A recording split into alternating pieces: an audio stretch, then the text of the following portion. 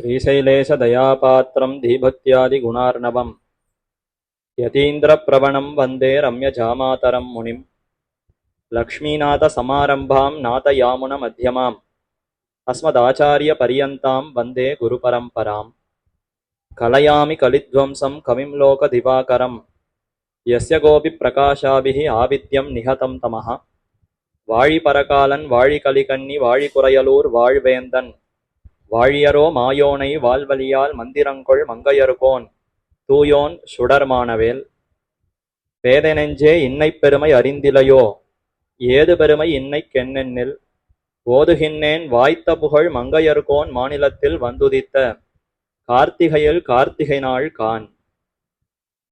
ஸ்ரீயப்பதியான எம்பெருமானாலே மயர்வர மதிநலம் அருளப் பெற்றவர்கள் ஆழ்வார்கள். ஆழ்வார்கள் எல்லோரும் இந்த பூவுலகத்துல அவதரித்ததற்கு முக்கியமான பிரயோஜனம் என்ன என்பதை உபதேச ரத்தினமாலையினுடைய தொடக்கத்திலேயே மணவாள மாமுனிகள் தெரிவிக்கிறார். அந்தமிழால் நற்கலைகள் ஆய்ந்துரைத்த ஆழ்வார்கள் இந்த உலகில் இருள் நீங்க வந்துதித்த மாதங்கள் நாள்கள் தம்மை. இருள் தருமா ஞாலம் என்று இந்த பூமிக்கு பெயர். சம்சார மண்டலம் இது மேலே மேலே அஜ்ஞானத்தையே விளைக்கும். அவரவர் செய்திருக்கக்கூடிய புண்ணிய பாப ரூபமான கர்மங்களுக்கு தக்க பிறவிகளை இந்த பூவுலகத்துல எடுக்கிறோம். மனுஷ்ய, ஸ்தாவர, திரியக்கு, ஜங்கமன்னு எத்தனையோ விதமான பிறவிகள். அந்தந்த பிறவிகள்லையும் ஒவ்வொரு உடல் தொடர்பு நமக்கு கிடைக்கிறது. ஜீவாத்மா உடலோடு சேர்ந்து தன்னையே உடலாக பிரமித்து அந்த உடலுக்கு உண்டான சுக துக்கங்கள்லயே இது ஈடுபடுகிறது. நிறைய இன்பத்தை நுகர வேண்டும், அனுபவிக்க வேண்டும்னு அதிலேயே ஈடுபடுகிறது. அதனாலேயே இருள் தருமா ஞானம். இதுல தெளிவான ஒரு ஞானம் ஏற்பட்டு சத்வகுணமே கை கொள்ளத்தக்கதுங்கிற அந்த ஒரு அறிவு சட்டென்று கிடைக்குமா என்றால் அவ்வளவு எளிதாக கிடைக்காதாம். 90%, 99% இருளையே கொடுக்கக்கூடிய பூமி. அப்படிப்பட்ட இந்த பூமிக்குள்ளே நல்ல சிறந்த ஞானத்தை அனைவருக்கும் கொடுக்க வேண்டும். அந்த இருளை போக்கி தெருள் ஞானம்தான் இந்த உலகத்துக்கு வெளிச்சத்தை கொடுக்கும். அஜ்ஞானத்தை போக்கி ஞானத்தை கொடுத்தால்தான் தெளிவாக இவர்கள் எதை செய்ய வேண்டுமோ அதை செய்வார்கள். அதன் மூலமாக சிறந்த ஒரு உஜ்ஜீவனத்தை பெறலாம் என்பதற்காகத்தான் ஆழ்வார்கள் அவதரித்தார்கள். இப்ப இந்த உலகில் இருள் நீங்க அந்தமிழால் நற்கலைகள் ஆய்ந்துரைத்த ஆழ்வார்கள். ஆழ்வார்கள் அவதரித்து சிறந்த தமிழிலே, இனிமையான தமிழிலே பாசுரங்களை அருளி செய்ய, அந்த பாசுரங்களே நமக்கு வெளிச்சத்தை கொடுக்கிறது. ஒரு வெளிச்சம் நன்னாக இருந்தால்தானே வஸ்துக்கள் என்னென்னங்கிறது புலப்படும். எதிரில் இருக்கக்கூடிய பொருள்கள் எல்லாம் கண்ணுக்கு புலப்பட வேண்டும், அறிய வேண்டும் என்னால் அப்ப வெளிச்சம் நன்றாக இருக்க வேண்டும். அப்படிப்பட்ட வெளிச்சமாகத்தான் இந்த பாசுரங்களையே கொடுத்து போயினராம் ஆழ்வார்கள். அப்படிப்பட்ட ஆழ்வார்களுக்குள்ளே நிறைய திவ்ய பிரபந்தங்களை அருளி செய்து நிறைய அர்ச்சாஸ்தலங்கள் திவ்ய தேசங்களுக்கு சென்று சென்று மங்களாசாசனம் செய்த பெருமை என்பது திருமங்கையாழ்வாருக்கே அமைந்திருக்கக்கூடிய முக்கியமானதொரு பெருமை. பொய்கையார் பூதத்தார் பேயார் புகழ்மழிசை ஐயன் அருள் மாறன் சேரலர்கோன் துய்ய பட்டநாதன் அன்பர்தார் தோழி நற்பானன் நற்களியன் ஈதிவர்த்தோத்த தடைவாம் இங்கு என்ன ஆழ்வார்களுடைய வரிசை அவதார கிரமத்தை தெரிவிக்கிறார் மணவாள மாமுனிகள். அதற்குள்ளே இறுதியாக அவதரித்தவர் திருமங்கையாழ்வார். கலியன் என்னவருக்கு திருநாமம், நீலன் என்னவருக்கு இயற்பெயர். அதுதான் அவர் அவதரித்த சமயத்தில் அவருக்கு இட்ட பெயர். அப்படிப்பட்ட திருமங்கையாழ்வார் தாமே 86 திவ்ய கஷேத்திரங்களை சேவித்து பல்லாண்டு பாடியிருக்கிறார். 84 இந்த பூவுலகத்தில் இருக்கக்கூடிய திவ்யதேசங்கள், திருப்பார்கடல் பரமபதம் என்னும் அந்த இரண்டையும் சேர்த்து கொண்டால் 86 கஷேத்திரங்கள் திவ்ய தேசங்களை பல்லாண்டு பாடியிருக்கிறார். இதுல 84க்கும் தாமே சென்று சென்று சேவித்திருக்கிறார். அதுதான் இருக்கக்கூடிய ஒரு முக்கியமான பெருமை. சரி, அதற்குள்ளேயும் 47 திவ்ய தேசங்கள் தாம் ஒருவரே தனித்து பல்லாண்டு பாடியிருக்கக்கூடிய பெருமை இவ்வாழ்வாருக்கு உண்டு. இன்னைக்கு நாம் 108 திவ்ய தேசங்கள்னு சேவிக்கிறோம், அனுபவிக்கிறோம். 106 திவ்ய தேசங்கள் வரைக்கும் யாத்திரைக்குன்னு போயிட்டு வருகிறோம், சேவிக்கிறோம். அந்த 106க்குள்ள இப்ப தனித்து 47 திவ்ய தேசங்கள், திவ்ய தேசங்கள்ங்கிற பெயர் வந்ததே திருமங்கையாழ்வாராலே என்றால் அப்ப ஆழ்வாருக்குத்தான் எத்தனை பெருமை. பெண்டியார் மண்டையேந்தி பிறர்மனை திரிதந்துண்ணும் முண்டியான் சாபம் தீர்த்த ஒருவனூர் உலகமேத்தும் கண்டியூர் அரங்கம் மெய்யம் கச்சி பேர் மல்லை என்ன மண்டினார். உய்யலல்லால் மத்தையார்க்கு உய்யலாமே என்ன இந்த அர்ச்சா ஸ்தலங்கள், பெருமாள் உகந்து எழுந்தருள் இருக்கக்கூடிய நிலங்கள், அப்படிப்பட்ட திவ்யதேசங்களையே மண்டி இப்படிப்பட்ட திவ்யதேசத்துல நமக்கும் இருப்பதற்கு ஒரு வாய்ப்பு கிட்டி இருக்கிறது. பூமியில எத்தனையோ இடங்கள் இருக்கு, எங்கெங்கேயோ வசிக்கலாம், எங்கு வேண்டுமானாலும் வாழலாம். ஆனால் பெருமாள் உகந்து எழுந்தருள் நிலங்களுக்கு அருகே நமக்கும் வசிப்பதற்கு ஒரு இடம் கிட்டி இருக்கிறதே என்ன அதிலே மிகவும் ஈடுபட்டு வாழ வேண்டும். என்ன பராத்பரனான எம்பெருமானுக்கு இருப்பிடம் என்னால் அது ஸ்ரீவைகுண்டம் பரமபதம். அந்த ஸ்ரீவைகுண்டத்துல என்னென்னும் நித்தியமாகத்தான் எழுந்தருள் இருக்கிறான். ஏன் அந்தர்பகிஷ்ட தத் சர்வம் வியாபிய நாராயண ஸ்திதகான்னு எங்குமே தான் அவன் பரவி இருக்கிறான். அப்படி இருப்பினும் ஏதோ ஒரு சில இடங்களை தேர்ந்தெடுத்து அங்கு விசேஷமா சாநித்தியம் கொண்டு சந்நிதி கொண்டு எத்தனையோ ரிஷிகளுக்கு, ஆழ்வார்களுக்கு, பல ஆச்சாரியர்களுக்கு, இன்னும் பல பெரியோர்களுக்கு, மகான்களுக்குன்னு சேவை சாதித்தார். அங்கேயே இன்னும் பல காலத்துக்கு இங்கேயே இருக்கிறேன், அர்ச்சா திருமேனியோடு பலரும் வந்து சேவிப்பதற்காக இருக்கிறேன்னு தேர்ந்தெடுக்கிறார்னா அப்ப அது இன்னும் விசேஷமான ஸ்தலங்கள் அல்லவா. அப்படிப்பட்ட இடங்கள் எவ்வளவு பரம பாவனமானது, தூய்மையானது. அந்த க்ஷேத்திரங்கள்லே நமக்கும் இருப்பதற்கு ஒரு வாய்ப்பு கிட்டியதுன்னா அது பெரிய பாக்கியம். அப்படி இருந்து பெருமானுக்கு பல்லாண்டு பாட வேண்டும். அப்படி இருப்பவர்கள் தான் உஜ்ஜீவனத்தையே அடைய முடியுமே தவிர எங்கெங்கோ வசித்து எதோ வாழ்க்கை சுகங்களை அனுபவித்து மேல மேல சொத்தை சேர்த்து கொண்டு தன்னுடைய சந்ததிகளையே நன்றாக பார்த்து மகிழ்ந்து கொண்டிருந்தால் அதனால உஜ்ஜீவனம் அடைய முடியாது. ஜீவிக்கலாம், வாழ்க்கைய சுகமாக வைத்துக் கொள்ளலாமே ஒழிந்து உஜ்ஜீவனம் கிட்டுமா என்னால் கிட்டாது. அதத்தான் உய்யலல்லால் உய்வு பெறுவது எங்கன்னா அது இந்த மாதிரியான க்ஷேத்திரங்கள்ல மண்டி இருக்க வேண்டும். இதை விட்டு நீங்குவதற்கு மனசு வரவே கூடாது. இப்பேற்பட்ட க்ஷேத்திர வாசத்தை விட்டு நான் நகரமாட்டேன் என்று அங்கேயே இருந்து பெருமானுக்கு பல்லாண்டு பாட வேண்டுமாம். அப்படிப்பட்ட ஒரு ஆசை, அன்பு இவ்வாழ்வாருக்கு மீதூர்ந்திருந்தது. எத்தனையோ ஆழ்வார்கள் பல க்ஷேத்திரங்களை பல்லாண்டு பாடியிருக்கிறார்கள். வரிசையா பார்த்து கொண்டிருக்கிறோம். பொய்கை ஆழ்வார் 6 திவ்யதேசங்களுக்கு பல்லாண்டு பாடினார். பூதத்தாழ்வார் 13 திவ்யதேசங்களுக்கு பல்லாண்டு பாடினார். அதே மாதிரி பேயாழ்வார் 15 திவ்யதேசங்களுக்கு பல்லாண்டு பாடினார். நம்மாழ்வார் இனிமேல் தான் பார்க்க போகிறோம். குலசேகராழ்வார், திருமழிசை ஆழ்வார் 16 திவ்யதேசங்கள், குலசேகராழ்வார் 8 திவ்யதேசங்கள், பெரியாழ்வார் 19 திவ்யதேசங்கள், ஆண்டாள் 11 திவ்யதேசங்கள், தொண்டரடிப்படியாழ்வார் திருவரங்கத்துக்கு இருந்தார், அங்கேயே இருக்கக்கூடிய எம்பெருமானத்தான் பாடினார். ஆனா அயோத்தியம் அரசேன்னு தெரிவித்தார். மதுரைமாள் யானை கொண்ட கண்ணனைன்னு தெரிவித்தார். இப்படி அந்த க்ஷேத்திரங்களை எல்லாம் சேர்த்து கொண்டால் 4 திவ்யதேசங்களுக்கு தொண்டரடிப்படி ஆழ்வாருடைய திருப்பல்லாண்டு மங்களாசாசனம். திருப்பானாழ்வார் பரமபதம் விண்ணவர்கோன்னு பாடினார். அடுத்து வேங்கடவன் திருவேங்கடமுடையான பாடினார். அரங்கத்தம்மான் திருவரங்கநாதன பாடினார். 3 திவ்யதேசங்களுக்கு பாடினார். திருமங்கையாழ்வார் மட்டும் 86 திவ்யதேசங்களுக்கு பல்லாண்டு பாடினார். 47 தனியாக இவர் மட்டுமே பல்லாண்டு பாடினாருங்கிற பெருமை இவருக்கு அமைந்திருக்கிறது. அதத்தான் வாய்த்த புகழ் வேதை நெஞ்சே இன்னை பெருமை அறிந்திலையோ என்ன மாமுனிகள் ஆச்சரியமா இன்றே கார்த்திகையில் கார்த்திகைன்னு கொண்டாடுகிறார். கார்த்திகை மாசம் கார்த்திகை நட்சத்திரம்ங்கிறது வருஷத்துக்கு ஒரு நாள் தானே வரும். ஆனால் திருமங்கையாழ்வார நினைத்த மாத்திரத்திலே அவர் பிறந்தது இன்றோ என்று மனசு அப்படி ஈடுபடுகிறதாம். இந்த நாளுக்கு மற்ற நாள் சமம் அல்ல. கார்த்திகையில் கார்த்திகை நாள்ங்கிறது ஏதோ எத்தனையோ நாட்கள் இருக்கு, அதை போல இதுவும் ஒரு நாள் தானேன்னு அறிவிலியான நெஞ்சே, அறிவில்லாத நெஞ்சே என்று தன்னுடைய நெஞ்சையே பேதை நெஞ்சே, குழந்தையை போல ஏதும் அறியாதவன் போல இருந்து இதை கைவிட்டு விடாதே.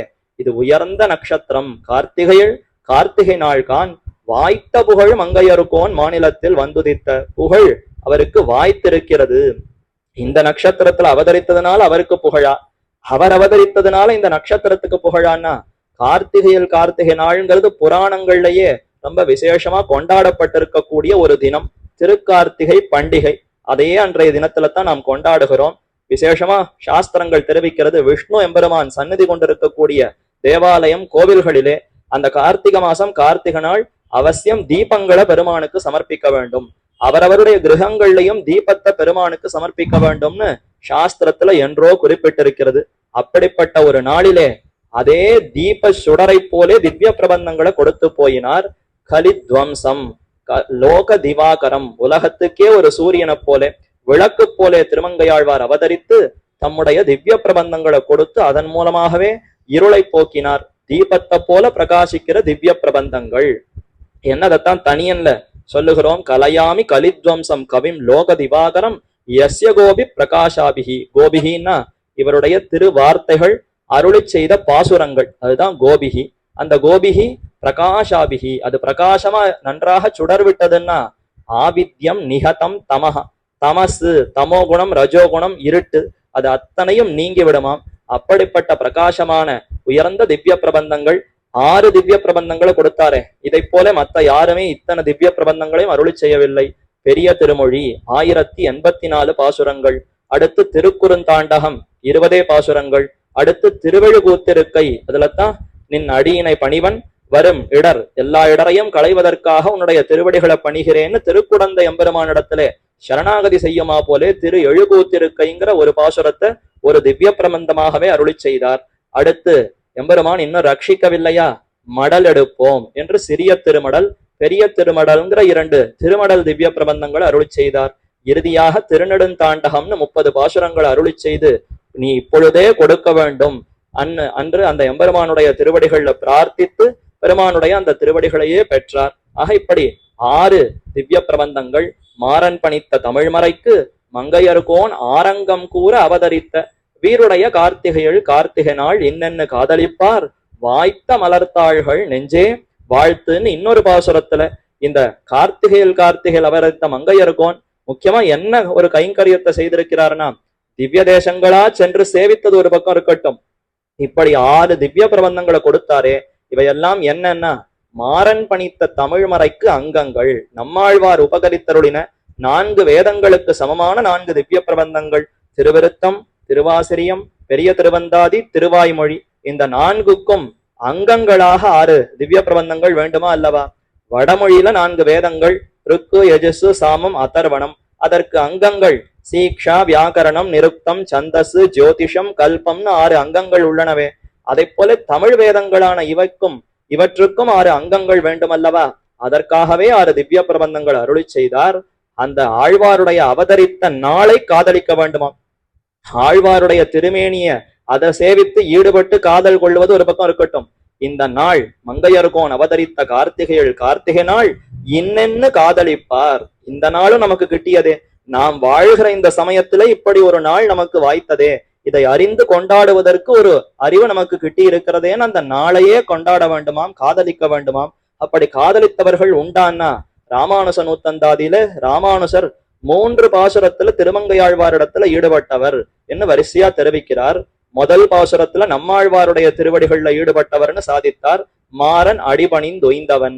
அடுத்த பாசுரம் மாறனுடைய அடியாகவே விளங்கிய திருமங்கையாழ்வார், அவருடைய திருவடியிலும் ஈடுபட்டவர். கல்லார் பொழில் தென்னரங்கன் கமலப்பதங்கள் நெஞ்சில் கொள்ளா மணிசரை நீங்கி குறையல் பிரானடி கீழ் வில்லாத அன்பனி ராமானுசன். திருமங்கையாழ்வாருடைய திருவடிகள்ல விட்டு அன்பு நீங்கவே நீங்காதான் ராமானுசருக்கு.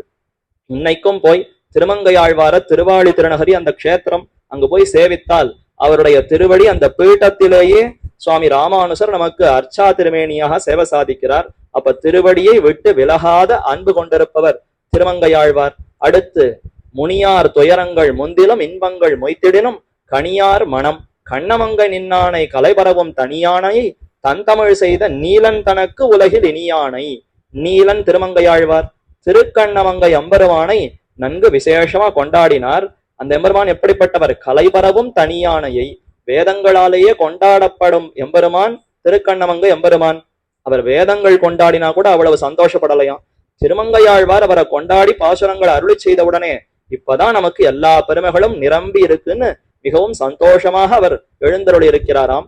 கலைபரவும் தனியானையை தன் தமிழ் செய்த நீலன் தனக்கு. அப்படி தமிழாலே அந்த எம்பெருமான கொண்டாடின நீலன் தனக்கு உலகில் இனியானை.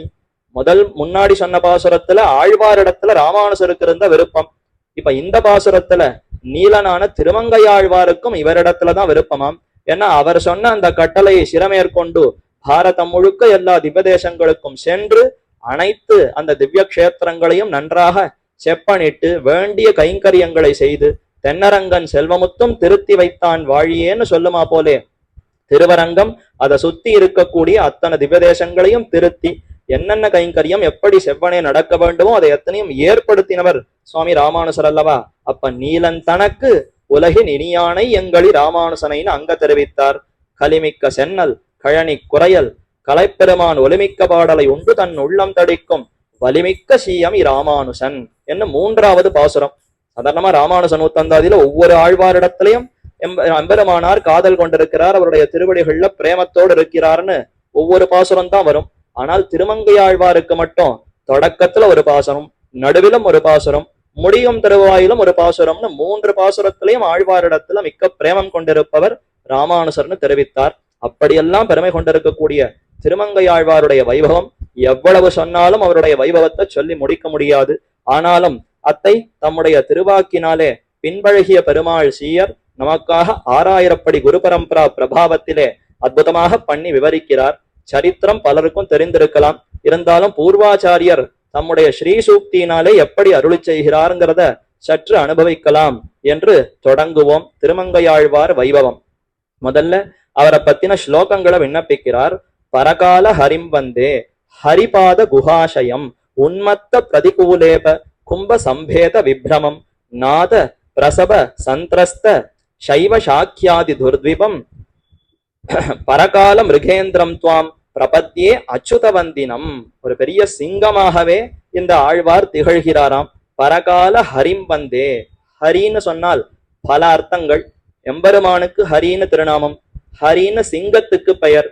பரகால ஹரிம் வந்தே, பரகாலன்னு பெயர் கொண்டிருக்கக்கூடிய ஹரியான சிம்மமாகிற பரகாலனை வணங்குகிறேன். அடையார் சீயம் என்று தம்மையே பாசுரத்துல திருமங்கையாழ்வார் தெரிவித்துக் கொள்ளுகிறார். அடங்காத ஒரு பெரிய சிங்கமாக இருக்கிறாராம். ஏன் சிங்கம் அப்படி என்ன பண்ணும்? காட்டுக்கே தாம் அரசன் என்று இருந்து எங்கெங்கு எந்தெந்த ஆபத்து விளைகிறதோ, எந்தெந்த மிருகங்கள் தவறாக நடக்கிறதோ அதையெல்லாம் கண்டிக்குமாம். அத மாதிரி இவரும் பரகால ஹரிம் வந்தே ஹரிபாத குஹாசயம். ஒரு சிங்கம் குகையில தானே வர்த்திக்கும். பரகாலனாகிற சிங்கம் எங்கு வர்த்திப்பார், எங்கு வசிப்பார்னா அதுக்குதான் குகை இருக்கே. ஹரிபாத குஹாசயம். ஹரி திருமால் எம்பெருமானுடைய திருவடிகளையே குகையாக கொண்டு திருவடிகளுக்கு கீழேயே விளங்கி இருப்பாராம், அங்கேயே வசிப்பராம். உன்மத்த பிரதிகூலேப கும்ப சம்பேத விப்ரமம். வைத்தியம் பிடித்தார் போலே புத்தி அறிவு கட்டு எதோ தங்களுக்கு பிடித்த அர்த்தங்களை எல்லாம் இதுதான் உயர்ந்த அர்த்தங்கள்னு சொல்லிக் கொள்ளுகிற மற்ற மதங்கள், எதோ பாஹ்ய மதங்கள், வேதங்களுக்கு புறம்பா இருக்கக்கூடிய மதங்கள், அவர்கள் அப்படி உபதேசிப்பவர்களுடைய தலையெல்லாம் போட்டு அவர்கள் சொல்ற அந்த அறிவையெல்லாம் இல்லை என்று அதையெல்லாம் பேதிப்பாராம். அவர்கள் தலைக்கு மேல அடித்து அதையெல்லாம் நொறுக்குகிறார்னா நேர அந்த வாதிகள் தலையில அடிக்கிறார்னு அர்த்தம் இல்லை. அவர்கள் சொல்லக்கூடிய அந்த தவறான அர்த்தங்களை அவர்கள் மேலுக்கொண்டு வார்த்தையே சொல்ல முடியாதபடி நிரசிக்கிறார். பிரதிகூலேப கும்ப சம்பேத விப்ரமம். இப்படிப்பட்ட சாமர்த்தியம் கொண்டிருப்பவர். நாத பிரசப சந்திரஸ்த சைவ சாக்கியாதி துர்த்விபம். தம்முடைய நாதம், தம்முடைய அந்த உயர்ந்த குரலாலேயே, பாசுரங்களாலேயே, வாக்கினாலேயே அனைத்து சைவ சாக்கியாதி, சைவ மதம் என்ன, சாக்கிய மதம் என்ன, இத போல எத்தனையோ மதங்கள், பாஹ்ய மதங்கள், குதிருஷ்டி மதங்கள்னு 2ஆக அமைந்திருக்கிறதே. வேதத்தையே ஒத்துக்கொள்ளாமல் தங்கள் கருத்துக்களை சொல்லுபவர்கள் பாஹ்ய மதங்கள், வேதத்தை ஒப்புக்கொண்டு தவறாக அர்த்தத்தை சொல்பவர்கள் குதிருஷ்டி மதங்கள். அப்படிப்பட்ட அனைத்து மதங்களையும் தம்முடைய பாசுரங்களாலேயே ஒடுக்கி விடுகிறாராம். பரகால, பரகாலங்கிற திருநாமத்துக்கு அதான் அர்த்தம். பரர்களுக்கு காலனாக இருக்கிறார், யமனை போலே இருக்கிறார். யாரு பரர்கள்? பரனான எம்பெருமானை இசையாமல் வேறேதோ தெய்வங்களை பெரியவன், அவன்தான் பரமாத்மான்னு கூறிக்கொண்டு வருபவர்கள். இல்ல தெய்வத்தையே இசையாமல் எதோ மத்த சாமானிய அந்த அணுக்கள் காரணம், உலகத்துக்கு அச்சேதனம்தான் காரணம் என்று சொல்லக்கூடிய மத்த மதங்கள். இப்படிப்பட்ட அனைவரையும் தன்னுடைய பாசுரங்களாலேயே யமனை போல இருந்து கண்டிக்கிறார்.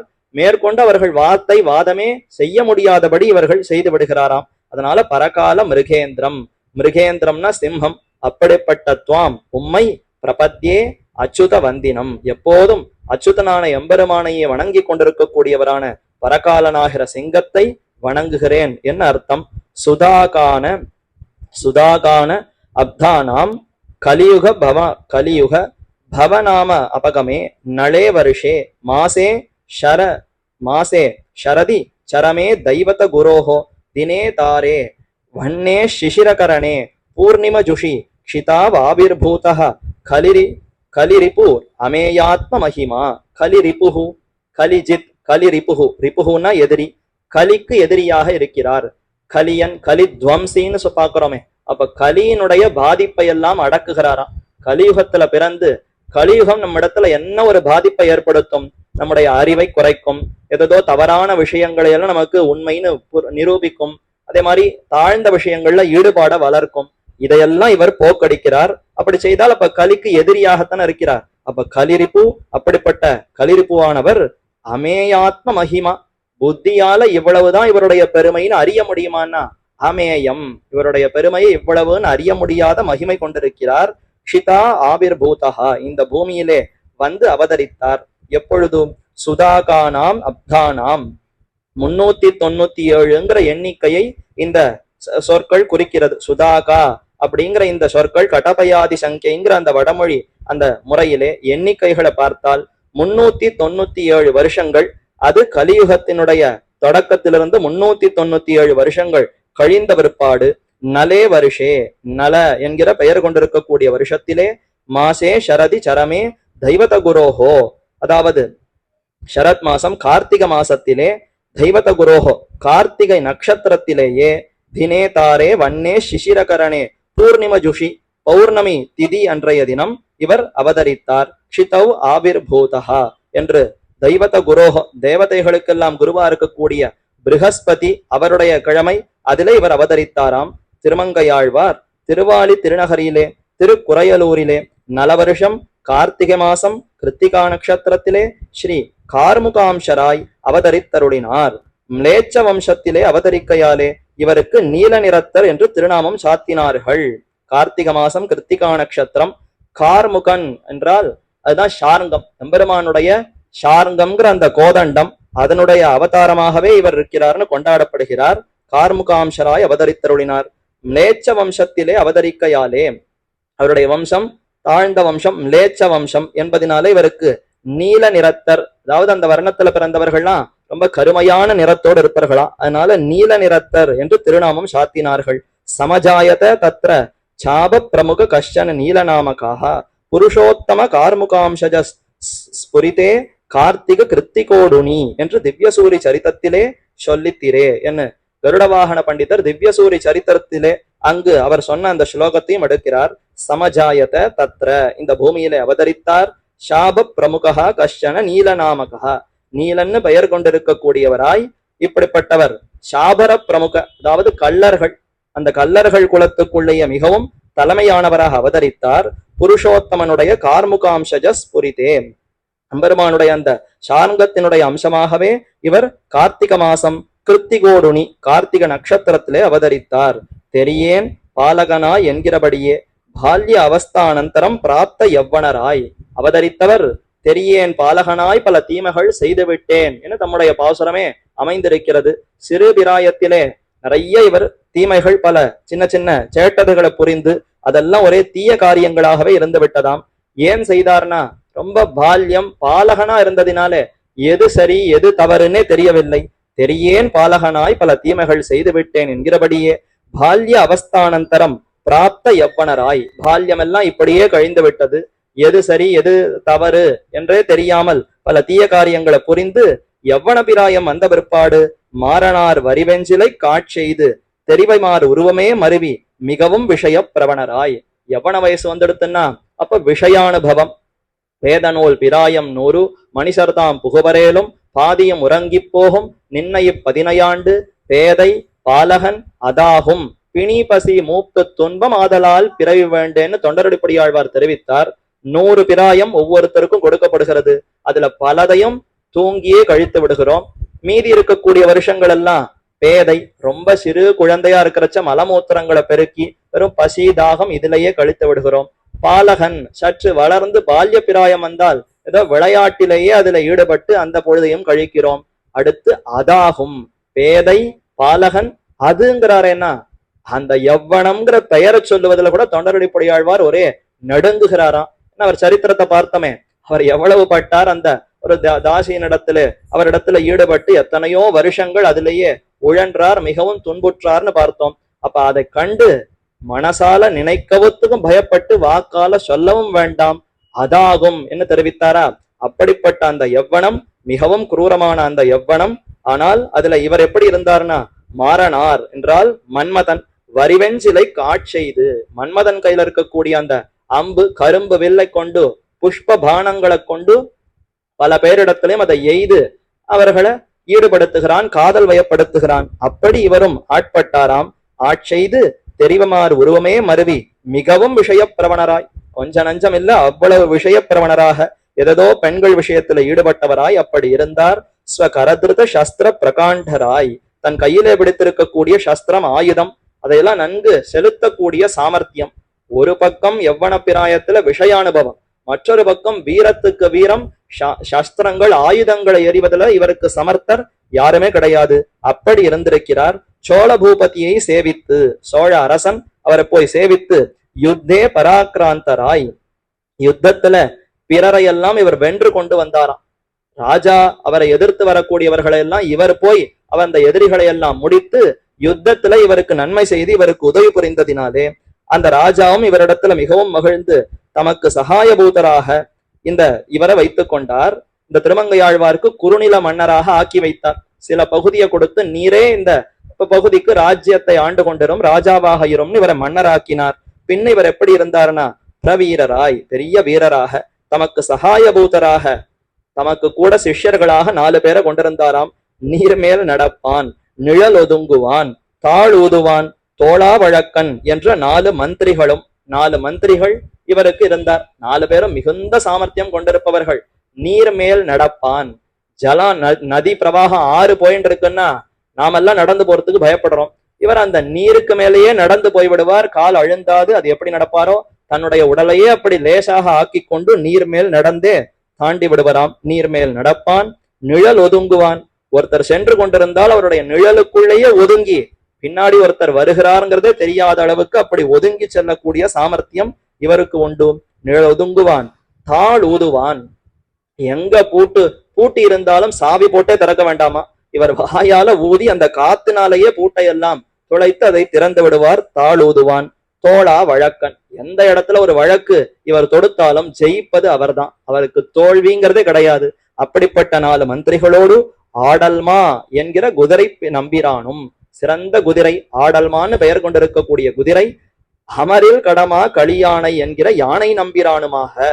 அமரில் கடமா களியானை, பெரிய போர் யுத்தம்னு வந்ததுன்னா அதுல தனக்குத்தான் வெற்றின்னு இந்த யானையும் இருக்குமா. அப்படிப்பட்ட பெரிய உருவத்தோடு இருக்கக்கூடிய களியானை, மிகுந்த மதம் கொண்டிருக்கக்கூடிய யானையை அடக்கி தனக்கு வாகனமாக கொண்டிருந்தார். அப்ப இத்தனை மந்திரிகள், தனக்கு கீழே ராஜ்யம், ஒரு பக்கம் குதிரை, மற்றொரு பக்கம் யானை என்ன இத்தனையோடு இப்படி இருக்கிற இவரை அவனும் ஒரு தேசாதிபதியுமாய் சேனா நாயகனுமாக ஆக்கி வைத்து போருகிற காலத்திலே இப்படியெல்லாம் கொடுத்து நீர் இந்த தேசத்தை பார்த்து கொண்டிரும். மங்கை நாடு, திருமங்கை மன்னன்னு ஆழ்வாருக்கு திருநாமம் ஏற்பட்டதே.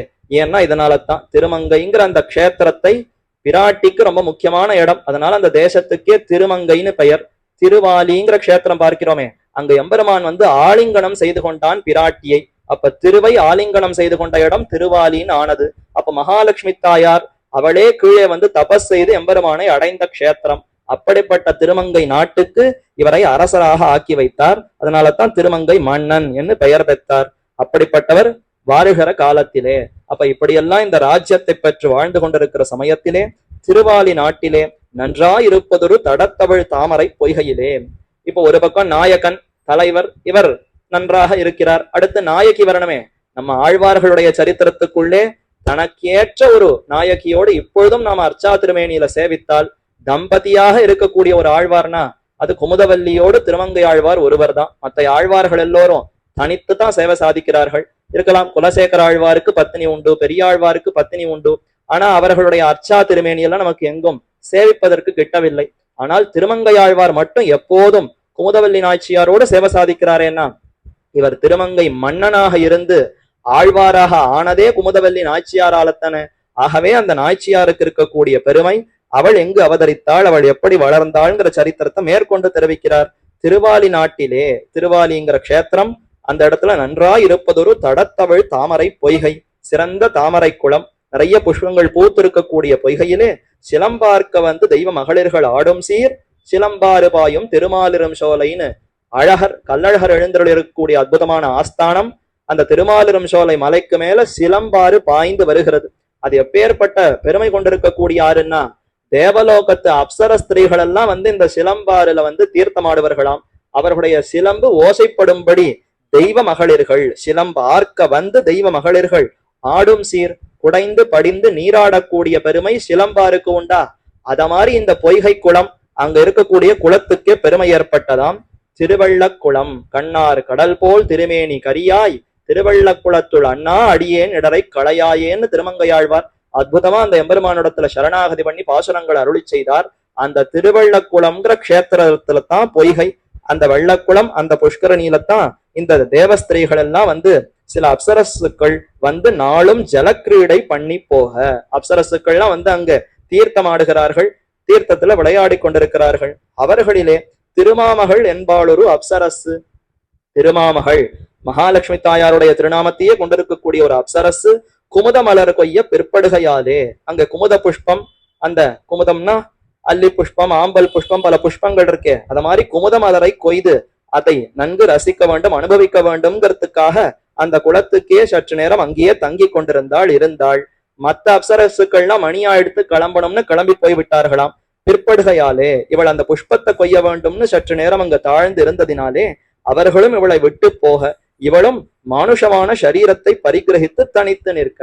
சரி, குமுத புஷ்பத்தை பறித்து விளையாட வேண்டும், அனுபவிக்க வேண்டும்ங்கிறதுக்காக அங்கேயே ஒரு மனுஷ தேகம், அப்சரசு ஸ்திரீ மனுஷ தேகம் எடுத்துக்கொண்டு அங்கேயே இருந்தாளாம். அவ்வளவிலே திருநாங்கூரில் எம்பெருமானை சேவித்திருப்பான் ஒரு பிஷக்வரனான பாகவதோத்தமன் அனுஷ்டானார்த்தமாக வந்தவளவிலே இப்பெண் பிள்ளையை கண்டு, திருநாங்கூர்ல எம்பெருமான், திருநாங்கூர்னா 11 திவிதேசங்கள், அதுல எந்த கஷேத்திரத்துல இருக்கிற எம்பெருமானையும் சேவித்து பல்லாண்டு பாடிக்கொண்டு வரக்கூடிய ஒரு பிஷக்வரர் வைத்தியர். பிஷக்வரர், பிஷக்குன்னா வைத்தியன், பிஷக்வரன்னா வைத்தியர்களுக்குள்ளேயே தலைவன், சிறந்த வைத்தியன். அப்படிப்பட்ட வைத்தியர் ஒரு பாகவதோத்தமன், அவர் சிறந்த பாகவதர்களுக்குள்ளே உத்தமராகவும் திகழ்ந்தார். அனுஷ்டானார்த்தமாக தான் செய்ய வேண்டிய அனுஷ்டானங்களை சரியாக செய்ய வேண்டும், அதற்காக இந்த புஷ்கரணிக்கு வந்தாராம். வந்த அளவிலே இப்பெண் பிள்ளையை கண்டு, யாரோ ஒரு மனுஷ பெண் சிறு பெண்ணாக இங்கு இருக்கிறாளே, தனித்திருக்கிறாளே, யார் நீ, யார் தனித்திருப்பானன் என்று கேட்க, அவளும் கூட வந்த பெண் பிள்ளைகள் என்னை விட்டு போனார்கள். அவள் யாருன்னு கேட்டா, என்னோட கூட வந்தவர்கள் எல்லாம் விட்டு போனார்கள் என்று தன்னுடைய சரித்திரத்தை தெரிவிக்கிறாள். ஸ்ரீமன் நாராயணாம்சஜானரான கபிலாச்சாரியருடைய கோபோக்தியாலே மானுஷ வேஷத்தை தரித்து பாலிகையாய் ஸ்வர்க்கத்துக்கு போக சக்தி இல்லாமல் இருக்கிறேன். என்ன தான் யார், மனுஷ தேகத்தோடு இங்க இருக்கிறேன், ஆனா ஏன் இந்த நிலைமை ஏற்பட்டதுன்னா, எம்பெருமானுடைய அம்சஜரான கபிலாச்சாரியர். ஸ்ரீபாகவத புராணத்துல பார்த்தா பெருமானுடைய பல அவதாரங்கள் அங்கே விண்ணப்பிக்கப்படுகிறது. அதுல தசாவதாரங்களை நம்ம பொதுவா கொண்டு இருக்கிறோம். ஆனால் அவரை இந்த தசாவதாரத்தை காட்டிலும் இன்னும் பலவிதமான அவதாரங்கள், எம்பெருமானுடைய அவதாரங்கள் உண்டுன்னு அந்த புராணத்துல தெரிவிக்கும் பொழுது கபிலாச்சாரியரே எம்பெருமானுடைய அவதாரம் என்று தெரிவிக்கப்பட்டிருக்கிறது. அதத்தான் ஸ்ரீமன் நாராயண அம்சஜரான கபிலாச்சாரியர். அம்சஜர்னா எம்பெருமானுடைய ஒரு சிறு அனுகிரகம், அவருடைய சிறு சக்தியை கொண்டு கபிலாச்சாரியர் ஒரு ஜீவாத்மா பேரில தன்னுடைய அனுகிரகத்தை பொழிந்து அவரே கபிலாச்சாரியராக அவதரித்தார், பிறந்தார். அப்படிப்பட்ட கபிலாச்சாரியருடைய கோபோக்தியாலே, கபிலருடைய அந்த கோபத்தினால்தான் சகரனுடைய அந்த புத்திரர்கள் அவர்கள் அத்தனை பேருமே சாம்பலாக போக, அப்புறம் பின்பு கங்கை தீர்த்தம் அது நினைத்தால்தான் இவர்களுக்கெல்லாம் சாப விமோசனம் ஏற்பட்டு முக்தியே பெறுவர்கள் என்ன அந்த சரித்திரம், அதையும் புராணத்துல பார்க்கிறோம். அப்படிப்பட்ட கபில மகரிஷி அவர் ஏதோ ஒரு காரணத்துல கோபத்தினாலே இந்த மானுஷ்ய வேஷத்தோடு நீ இருக்க வேண்டும், இங்கேயே சுற்றி கொண்டிருக்க வேண்டும்னு இவளுக்கு சாபமிட்டாராம். என்ன அதை தெரிவிக்கிறாள், கோபோக்தியாலே மானுஷ வேஷத்தை தரித்து பாலிகையாய், அப்சரஸ்திரீ தேவலோகத்து பெண் நான் இருந்தாலும் இந்த சாபத்தினாலே மனுஷ்ய வேஷத்தோடு இங்கு சுத்தி கொண்டிருக்கிறேன், ஸ்வர்க்கத்துக்கு போக சக்தி இல்லாமல் இருக்கிறேன். சாபம் முடிந்த பிற்பாடுதான் போக முடியும், சாபம் இன்னும் நீங்கவில்லை. அந்த விற்த்தாந்தத்தை சொல். அப்படியா, ஏன் அவர் கோபப்பட்டார், அந்த கதையை சொல் என்று கேட்க, அந்த விற்த்தாந்தத்தை வைத்தியர் கேட்க, சுவாமி அடியேன் சுமங்களை என்கிற நாமமுடையளாய் சகிகளான அப்சரசுக்களோட கூட அவர்களுக்கெல்லாம் நாயகியாய் திவ்ய ரூபத்தோட சஞ்சரிக்கும் போது, இப்பொழுது அவளுக்கு திருமாமகள்னு பெயர், ஆனா இதற்கு முன்னாடி சுமங்களை சிறந்த மங்களத்தன்மை கொண்டிருக்கக்கூடிய பிராட்டியினுடைய திருநாமத்தையே கொண்டு நாமமுடையளாய் சகிகளான தன்னுடைய தோழிமார்களோடு இவளும் இருப்பலாம். அவர்களுக்குள்ளே இவள் தான் நாயகியாக தலைவியாக இருந்தாளாம். நாயகியாய் திவ்ய ரூபத்தோட சஞ்சரிக்கும் போது ஒரு நாள் ஹிமவத்கிரியில் உள்ள வைபவங்கள் எல்லாம் பார்த்து கொண்டு வரும் அளவில், ஹிமவான் பருவம், ஹிமாச்சல பருவம், அங்க இருக்கக்கூடிய வைபவம், அங்க இருக்கக்கூடிய பெருமைகள் என்ன, நந்தவனங்கள் என்ன, கோயில்கள் என்ன, சரசுக்கள், குளங்கள் என்னன்னு அனைத்தையும் பார்த்து கொண்டு வரும் அளவில் ஒரு சித்தாசிரமத்தில் கபிலாச்சாரியர் மகர்ஷிகளுக்கு பகவத் வைபவம் சொல்ல, கபிலாச்சாரியர் ஒரு ஆசிரமத்துல இருந்து கொண்டு தன்னுடைய சிஷ்யர்களுக்கு எம்பெருமான பத்தி எடுத்துக்கொண்டு விவரித்துக் கொண்டிருக்கிறார், பெருமானுடைய வைபவங்களை சொல்லிக் கொண்டிருக்கிறார். அதில் ஒரு குரூபியான சித்த புருஷனை கண்டு பல ரிஷிகள் அமர்ந்து கேட்டார்கள். ஒருத்தருடைய உருவம் ரொம்ப பார்ப்பதற்கே சகிக்க முடியாத அளவுக்கு, அந்த அளவுக்கு ஒரு மாதிரி கோரமாக இருந்தது. குரூபியான வடிவம் பார்ப்பதற்கு ஒரு நன்மையா இல்லையா? அப்படிப்பட்ட ஒரு சித்த புருஷனை கண்டு, ஆனாலும் அவர் சிறந்த ஞானத்தோடு இருப்பவர், சித்த புருஷன், பரிகாசம் பண்ண, அவருடைய உருவம் நன்றா இல்லையேன்னு பார்த்து நான் ஏதோ பரிகாசமா 2 வார்த்தைகளை சொல்லிவிட்டேன். அதை கபிலாச்சாரியர் கேள்விப்பட்டு, கபிலர், நீ மனுஷையாய் நீச்சனுக்கு பாரியையாக கடவாய்.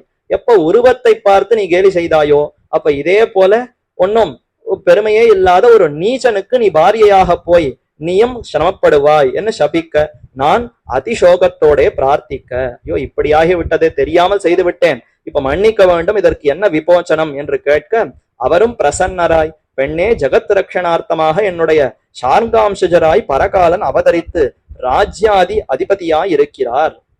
கவலை வேண்டாம், சார்ங்கத்தினுடைய அம்சமாகவே இதோ இவர் அவதரித்திருக்கிறார். பலகாலன் நீலன் அவர் அவதரித்து ராஜ்ய அதிபதியாக இருக்கிறார். அவருக்கு பத்னியாய் அவரை பாகவதோத்தமராக பண்ணினால் உன் குறைவு அற்றுப்போம்.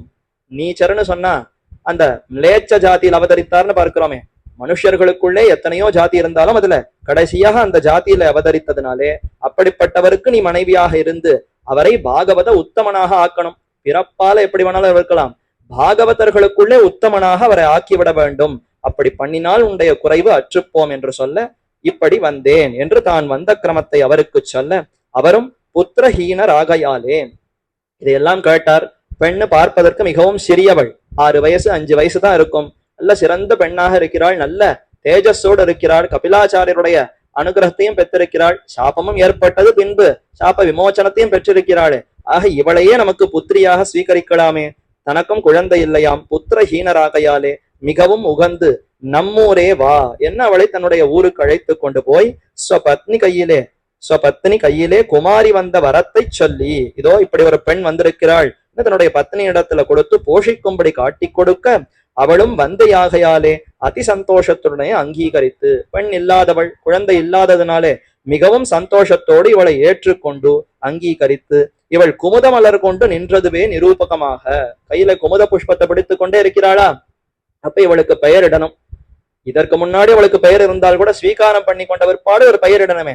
அப்படி இவர்கள் ஸ்வீகரித்து கொண்ட உடனே குமுதவல்லி என்னை இவளுக்கு பெயர் வைத்தார்களாம். குமுதவல்லியார் என்று திருநாமம் சாத்தி தம்பதிகள் இருவரும் தங்களுக்கு புத்திரியாக வளர்த்து கொண்டு போருகிற காலத்திலே, இன்னைக்கும் திருவெல்லக்குளம்ங்கிற அந்த திவ்ய கஷேத்திரத்துல போய் சேவித்தால் பக்கத்திலேயே அலர்மேல் மங்கை நாச்சியாருக்கு தனி சன்னதி, அந்த சன்னதிக்கு போகுவதற்கு முன்பாகவே தனித்த ஒரு சன்னதியிலே குமுதவல்லி நாச்சியாருடைய அற்புதமான சேவை அங்கு கிட்டுகிறது. அங்குத்தான் இந்த பிஷக்வரர் வைத்தியர் இந்த பெண்ணை எடுத்துக்கொண்டு தன்னுடைய கிரகத்திலே வைத்து வளர்த்தார். ஆக அதுதான் அவருடைய அவதார ஸ்தலம். வளர்த்து கொண்டு போருகிற காலத்திலே சிலர் போய் இவருக்கு இப்பெண் பிள்ளையினுடைய ரூப லாவண்யாதிகளை மிகவும் ஸ்லாகித்து சொல்ல, ஒரு பக்கம் நாயகன் திருமங்கையாழ்வார், திருமங்கை மன்னனாக இருக்கிறார், மற்றொரு பக்கம் நாயகி குமுதவள்ளி, அவளும் சிறந்த பெண் பிள்ளையாக இந்த வைத்தியனுக்கு பெண் பிள்ளையாக வளர்ந்து கொண்டிருக்கிறாள். 2 பேரையும் சேர்க்கணுமே. அப்ப இந்த விஷயம் அவருக்கு போய் சேருகிறதாம். சிலர் இந்த பெண்ணினுடைய அழகு, அவருடைய லாவண்யம், அவருடைய குணங்கள், இதையெல்லாம் போய் இந்த திருமங்கை ஆழ்வாரிடத்துல தெரிவித்தார்களாம். ரூப லாவண்யாதிகள், அவருடைய திருமேனி என்ன அழகா இருக்கு தெரியுமோ, குமுதவல்லியினுடைய அந்த அழகு, இவளைத்தான் நீ அடைய வேண்டும்னு இந்த திருமங்கை மன்னனிடத்துல தன்னுடைய அந்த தோழன்மார்கள் அத்தனை பேரும் வந்து சொல்ல, அதை கேட்டு மிகவும் ஸ்லாகித்து சொல்ல, இவரும் அத்தை கேட்டு நின்னவானில்லா நெஞ்சினராய் அவர் தரும் கலவியே கருதி ஓடி திருநாங்கூரிலே சென்று, நின்றவான் இல்லா நெஞ்சு, இதை கேட்ட உடனே நெஞ்சு நிற்கவே இல்லையாம். உடனே போய் அவளை அடைந்தே விட வேண்டும், போய் அவளை பார்த்து யாரு என்னன்னு தெரிந்து கொள்ள வேண்டுமே, அவர் தரும் கலவியே கருதி அவளோடு சேர்ந்து இன்பத்தை துய்க்க வேண்டும் என்று ஓடி திருநாங்கூரிலே சென்று மருத்துவனான பாகவத நகத்தில் புகுந்து நேர போயிட்டார். இவர் தான் அரசனாச்சே, யாரையும் கேட்க வேண்டாம். வைத்தியனுடைய கிரகத்துக்கு போனார். உள்ளே போய் புக்கு பார்த்தால் அவனிடத்துல கேட்கிறார், இப்பெண் பிள்ளை புறப்பட கண்டு அதாவது அங்க மருத்துவனான பாகவத நகத்தில் புகுந்து அவனுடனே சம்பாஷணம் பண்ணி கொண்டிருக்க செய்தே. போய் விசாரிக்கிறார், என்ன வைத்தியரே சௌக்கியமா, என்ன ஆச்சு என்னன்னு விசாரித்து கொண்டிருக்கிற சமயத்துல இப்பெண் பிள்ளை அந்த புறப்பட கண்டு விஸ்மயப்பட்டு பெண்ணும் சற்று வெளியில வருகிறாள். பார்த்த உடனே என்ன அழகு என்ன அழகுன்னு அதுல ஆச்சரியப்படுகிறாராம். பாகவத பிஷக்வரரை குறித்து சுர சுதோபமையான சுத்தை அனபத்தியரான உமக்கு எங்கனே உண்டாயித்து, உமக்குத்தான் இத்தனை வருஷம் குழந்தையே இல்லையே, திடீரென்று உம்முடைய கிரகத்திலே அப்சர ஸ்திரீயை ஒத்திருக்கக்கூடிய ஒரு பெண் பிள்ளை உமக்கு எப்படி புத்திரியாக கிட்டினாள், உமக்கு எப்படி இந்த பெண் பிள்ளை உமக்கு கிடைத்தாள் என்று கேட்க அவரும் இவருடனே அப்பெண்ணின் வரத்தை சொல்லி, அதுவா அவள் இந்த மாதிரி குமுத புஷ்பத்தை பறித்து கொண்டிருந்தாள், பார்த்தவுடனே மிகவும் அன்பு ஏற்பட்டு இவளையே நமக்கு குழந்தையாக எடுத்து வளர்க்கலாமேன்னு எடுத்து வளர்த்து கொண்டிருக்கிறேன் அந்த விஷயத்தை சொல்ல, இப்பெண்ணினாலே அனபத்தியதா சோகம் தீர்ந்தேன், குழந்தை இல்லாமல் இருந்த அந்த துன்பம் அது இப்பொழுது குழந்தையின்மைங்கிற அந்த துன்பம் போயித்து, விவாக உச்சித வயஸ்கையாய் அஜ்ஞாத குல கோத்திரையான இவளை யாருக்கு வாழ்க்கைப்படுத்துவேன் என்று வியாகுல அந்தக்கரணனாக நின்றேன். எந்த கோத்திரத்துல பிறந்தவள், என்ன குலம் ஏதும் தெரியல, எங்கேயோ இப்படி இருந்தவளை கொண்டு நான் வளர்க்கிறேன், தக்க வயசு வந்துடுத்து, இவளை யாருக்கு கன்னிகாதானம் பண்ணி கொடுக்கறதுன்னு தெரியலையே என்று யாருக்கு வாழ்க்கைப்படுத்துவேன் என்று வியாகுல அந்தக்கரணனாக மனசெல்லாம் ஒரே துக்கமாக பீடித்திருக்கிறது என்று அந்த வைத்தியன் சொல்ல, இவரும் இப்பெண்ணை நமக்கு பத்னியாக தர வேணும் என்று நேரடியா கேட்கிறார். நமக்கே பத்னியாக கொடுத்துரு என்று கேட்டு வஸ்திர பூஷணாதி திரவியங்களை சங்கோச்சமர கொடுத்து, என்ன வஸ்திரம் வேண்டுமோ, ஆபரணங்கள் வேண்டுமோ, என்னென்ன செல்வம் வேண்டுமோ அனைத்தையும் கொடுக்கிறேன்னு துளியும் அதுல குறைவில்லாமல் கொடுத்து, அனுவர்த்தித்து விரும்பி கேட்க எல்லாத்தையும் கொடுத்து எப்படியாவது நமக்கு கொடுக்க வேண்டும்னு கேட்கிறாராம். தம்பதிகளும் அப்பெண் பிள்ளை இவருக்கு கொடுப்பதாக உத்தியோகிக்க, தாயார் தகப்பனார் ரெண்டு பேருமே இசைந்து விட்டார். சரி உயர்ந்த மன்னன், குறுநில மன்னனாக இருக்கிறார், இவருக்கே கொடுத்து விடலாம் என்று அவர்கள் உத்தியோகிக்க, ஆனா பெண் பிள்ளை ரொம்ப சிறந்த அறிவோடு இருக்கிறாளா, அவளுக்கு வேற ஏற்கனவே வரம் அந்த கபிலாச்சாரியர் இடத்துல கேட்டு இருக்கிறாள், இவளை சிறந்த பாகவத உத்தமராக ஆக்கி தந்தால்தான் இவருக்கு சாபமே போகும்னு சொல்லி இருக்கிறார்.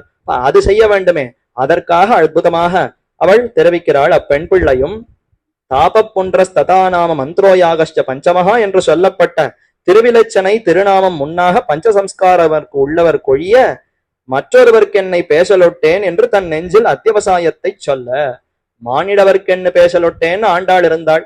அந்த மனுஷர்களுக்குள்ளேயே மனுஷன்னா நான் போக மாட்டேன்னு ஆண்டாள் சொன்னாளா, இவர் மனுஷனத்தான் நான் பண்ணிக்கிறேன், ஆனா மனுஷனுக்குள்ள எப்படிப்பட்ட மனுஷன்னா இதோ இந்த மாதிரியான பஞ்சசம்ஸ்கார சம்பந்தம் அந்த ஆச்சாரிய சம்பந்தத்தோடு இருப்பவருக்குத்தான் என்னை கொடுப்பேனே தவிர மத்தையோர்களுக்கு நான் இசைய மாட்டேன். தாபம் அதுதான் சங்க சக்கரங்களாலே பொறியிடுதல், தீயில் பொலிகின்ற செஞ்சுடராழி திகழ் திரு சக்கரத்தின் கோயில் பொறியாலே ஒத்துண்டு நிற்றல், புன்றம் நெற்றியில தரித்துக்கூடிய ஊர்த புன்றம், ததா நாமஹா ஆச்சாரிய சம்பந்தத்தோடு ஒரு தாசிய நாமத்தை பெறுதல், மந்திரம் ஆச்சாரியன் உபதேசிக்க உயர்ந்த ரகசிய மந்திரங்களை பெறுதல், அடுத்து யாகம் அதுதான் எம்பெருமானையே தினப்படி திருவாராதனம் செய்து அவர் அமுது செய்த பிரசாதங்களையே உண்ணுதல். ஆக இப்படிப்பட்ட 5 சம்ஸ்காரங்கள் இது முதலாக கொண்டிருப்பவர்கள் யாரோ அவருக்குத்தான் என்னை வாழ்க்கைப்படுத்துவேன் என்று தன் நெஞ்சில் அத்தியவசாயத்தை சொல்ல, பெரியவர்கள் இதைத்தான் அடிக்கடி தெரிவிப்பார்கள். இந்த மாதிரி சம்பிரதாயத்துல பெண்கள் இருந்தால் அப்போ சம்பிரதாயமே எவ்வளவு உயர்ந்ததாக வளரும். எல்லோருமே இத மாதிரி இருந்து இப்படி நிர்பந்தித்து இப்படி இருப்பவர்களுக்கு தான் வாழ்க்கைப்படுவேன்னு சொன்னா ஸ்ரீ வைஷ்ணவ சம்பிரதாயமே நின்று தயழித்து ஓங்கி நிற்கும். ஏன்னா ஒரு பெண்ணினாலே தானே இந்த குடியாக வந்து அடுத்தடுத்த சந்ததிகளை ஏற்பட்டு நன்றாக வளருவதற்கே பெண்கள் தானே ஆதாரம். அப்ப அப்படிப்பட்ட பெண்கள் அவர்களுக்கெல்லாம் தலைவியாகவே குமுதவல்லி மாப்பிள்ளையாக இருக்கணும்னா இந்த மாதிரியான ஒரு கட்டமைப்பு, இப்படி ஒரு சட்டம் போட்டு இப்படி இருந்தால்தான் என்னை வாழ்க்கைக்கு சம்மதிப்பேன், உனக்கு வாழ்க்கை துணையாக வருவேன்னு சொல்லி அவள் தெரிவித்திருக்கிறாள். மற்றொருவருக்கு என்னை பேசலொட்டேன் என்று தன் நெஞ்சில் அத்தியவசாயத்தை உறுதியை சொல்ல, இவரும் அவ்வச்சனத்தை கேட்டு சுபஷ்ய சீக்கிரம், சுபம் சீக்கிரமா நடைபெறணுமா. சுபகாரியம்னு சொன்னா தள்ளி போடவே கூடாது, துன்ப காரியம்னா எவ்வளவு தள்ளணுமோ அவ்வளவு தள்ளணும். இந்த விஷயத்த ரொம்ப துக்கம் கொடுப்பது ஆனா உடனே செய்யக்கூடாதுன்னு தள்ளி போடணுமா. ஆனா சுபம் நடக்கணும்னா ரொம்ப நாளை கடத்தவே கூடாது, சீக்கிரமா செய்து விட வேண்டும்னு சாஸ்திரம் தெரிவிக்கிறதா என்கிறபடியே அதித்வரையோட மிகுந்த வேகத்தோடு திருநறையூரிலே சென்று இவர் போய் பஞ்சசம்ஸ்காரம் பண்ணிக்கலாம்னா இவருக்கு இருக்கக்கூடிய வீரம், இவருக்கு இருக்கக்கூடிய குணங்களை பார்த்தா யாரும் இவரை ஆச்சாரியனா இருந்து உபதேசிப்பதற்கே பயப்படுகிறார்களாம். ஒரு பக்கம் ஒரே விஷயாந்தரத்துல இவருக்கு ஈடுபாடு, இன்னொரு பக்கம் வீரத்துக்கு வீரம். இவருக்கு ஆச்சாரியனா இருந்து எத்தியான உபதேசிக்க கடைசியில நமக்கே ஏதேனும் ஆபத்து வந்துடுதுன்னா என்ன பண்றதுன்னு மனுஷர்களா இருக்கக்கூடிய எந்த ஆச்சாரர்களும் சம்மதிக்கல. அதனால நேர திருநறையூர் நம்பியின் இடத்திலே போயிட்டார். திருநறையூர் மணிமாடக் கோயில் என்ன ஆச்சரியமா மாடக்கோயில்ல எம்பெருமான் சேவை சாதிக்கிறார். வஞ்சுலவல்லி நாயகனாக நின்ன நாராயண பெருமாள் திருநறையூர் நம்பி ஸ்ரீனிவாச பெருமாள் சேவை சாதிக்கக்கூடிய ஆஸ்தானம். அங்கு சென்று நம்பினிடத்திலேயே சரணாகதி பண்ணி பிரார்த்திக்கிறார். பொன்னியலும் மாட கவாடம் கடந்து புக்கு என்ன அங்க இருக்கக்கூடிய பெரிய அந்த கதவு அதுவே மனசை ஈர்க்குமா. பொன்னியலும் மாட கவாடம் பெரிய அந்த கதவு அதனுடைய வேலைப்பாடெல்லாம் பார்த்தா உள்ள போய் பெருமாளை சேவிக்கிறது ஒரு பக்கம் இருக்கட்டும், இந்த கதவே மனசை ஈர்க்கிறதே, அவ்வளவு ஆச்சரியமான வேலைப்பாடுகளோடு இது அமைந்திருக்கிறதுன்னு அதை பார்த்து ஒரு வழியா மனசை சற்று உறுதிப்படுத்தி கொண்டு இதையே பார்த்துட்டு இருந்தா பெருமானை எப்ப போய் அனுபவிக்கிறதுன்னு சற்று கடினமாகத்தான் தாண்டி உள்ளே போவார்களாம்.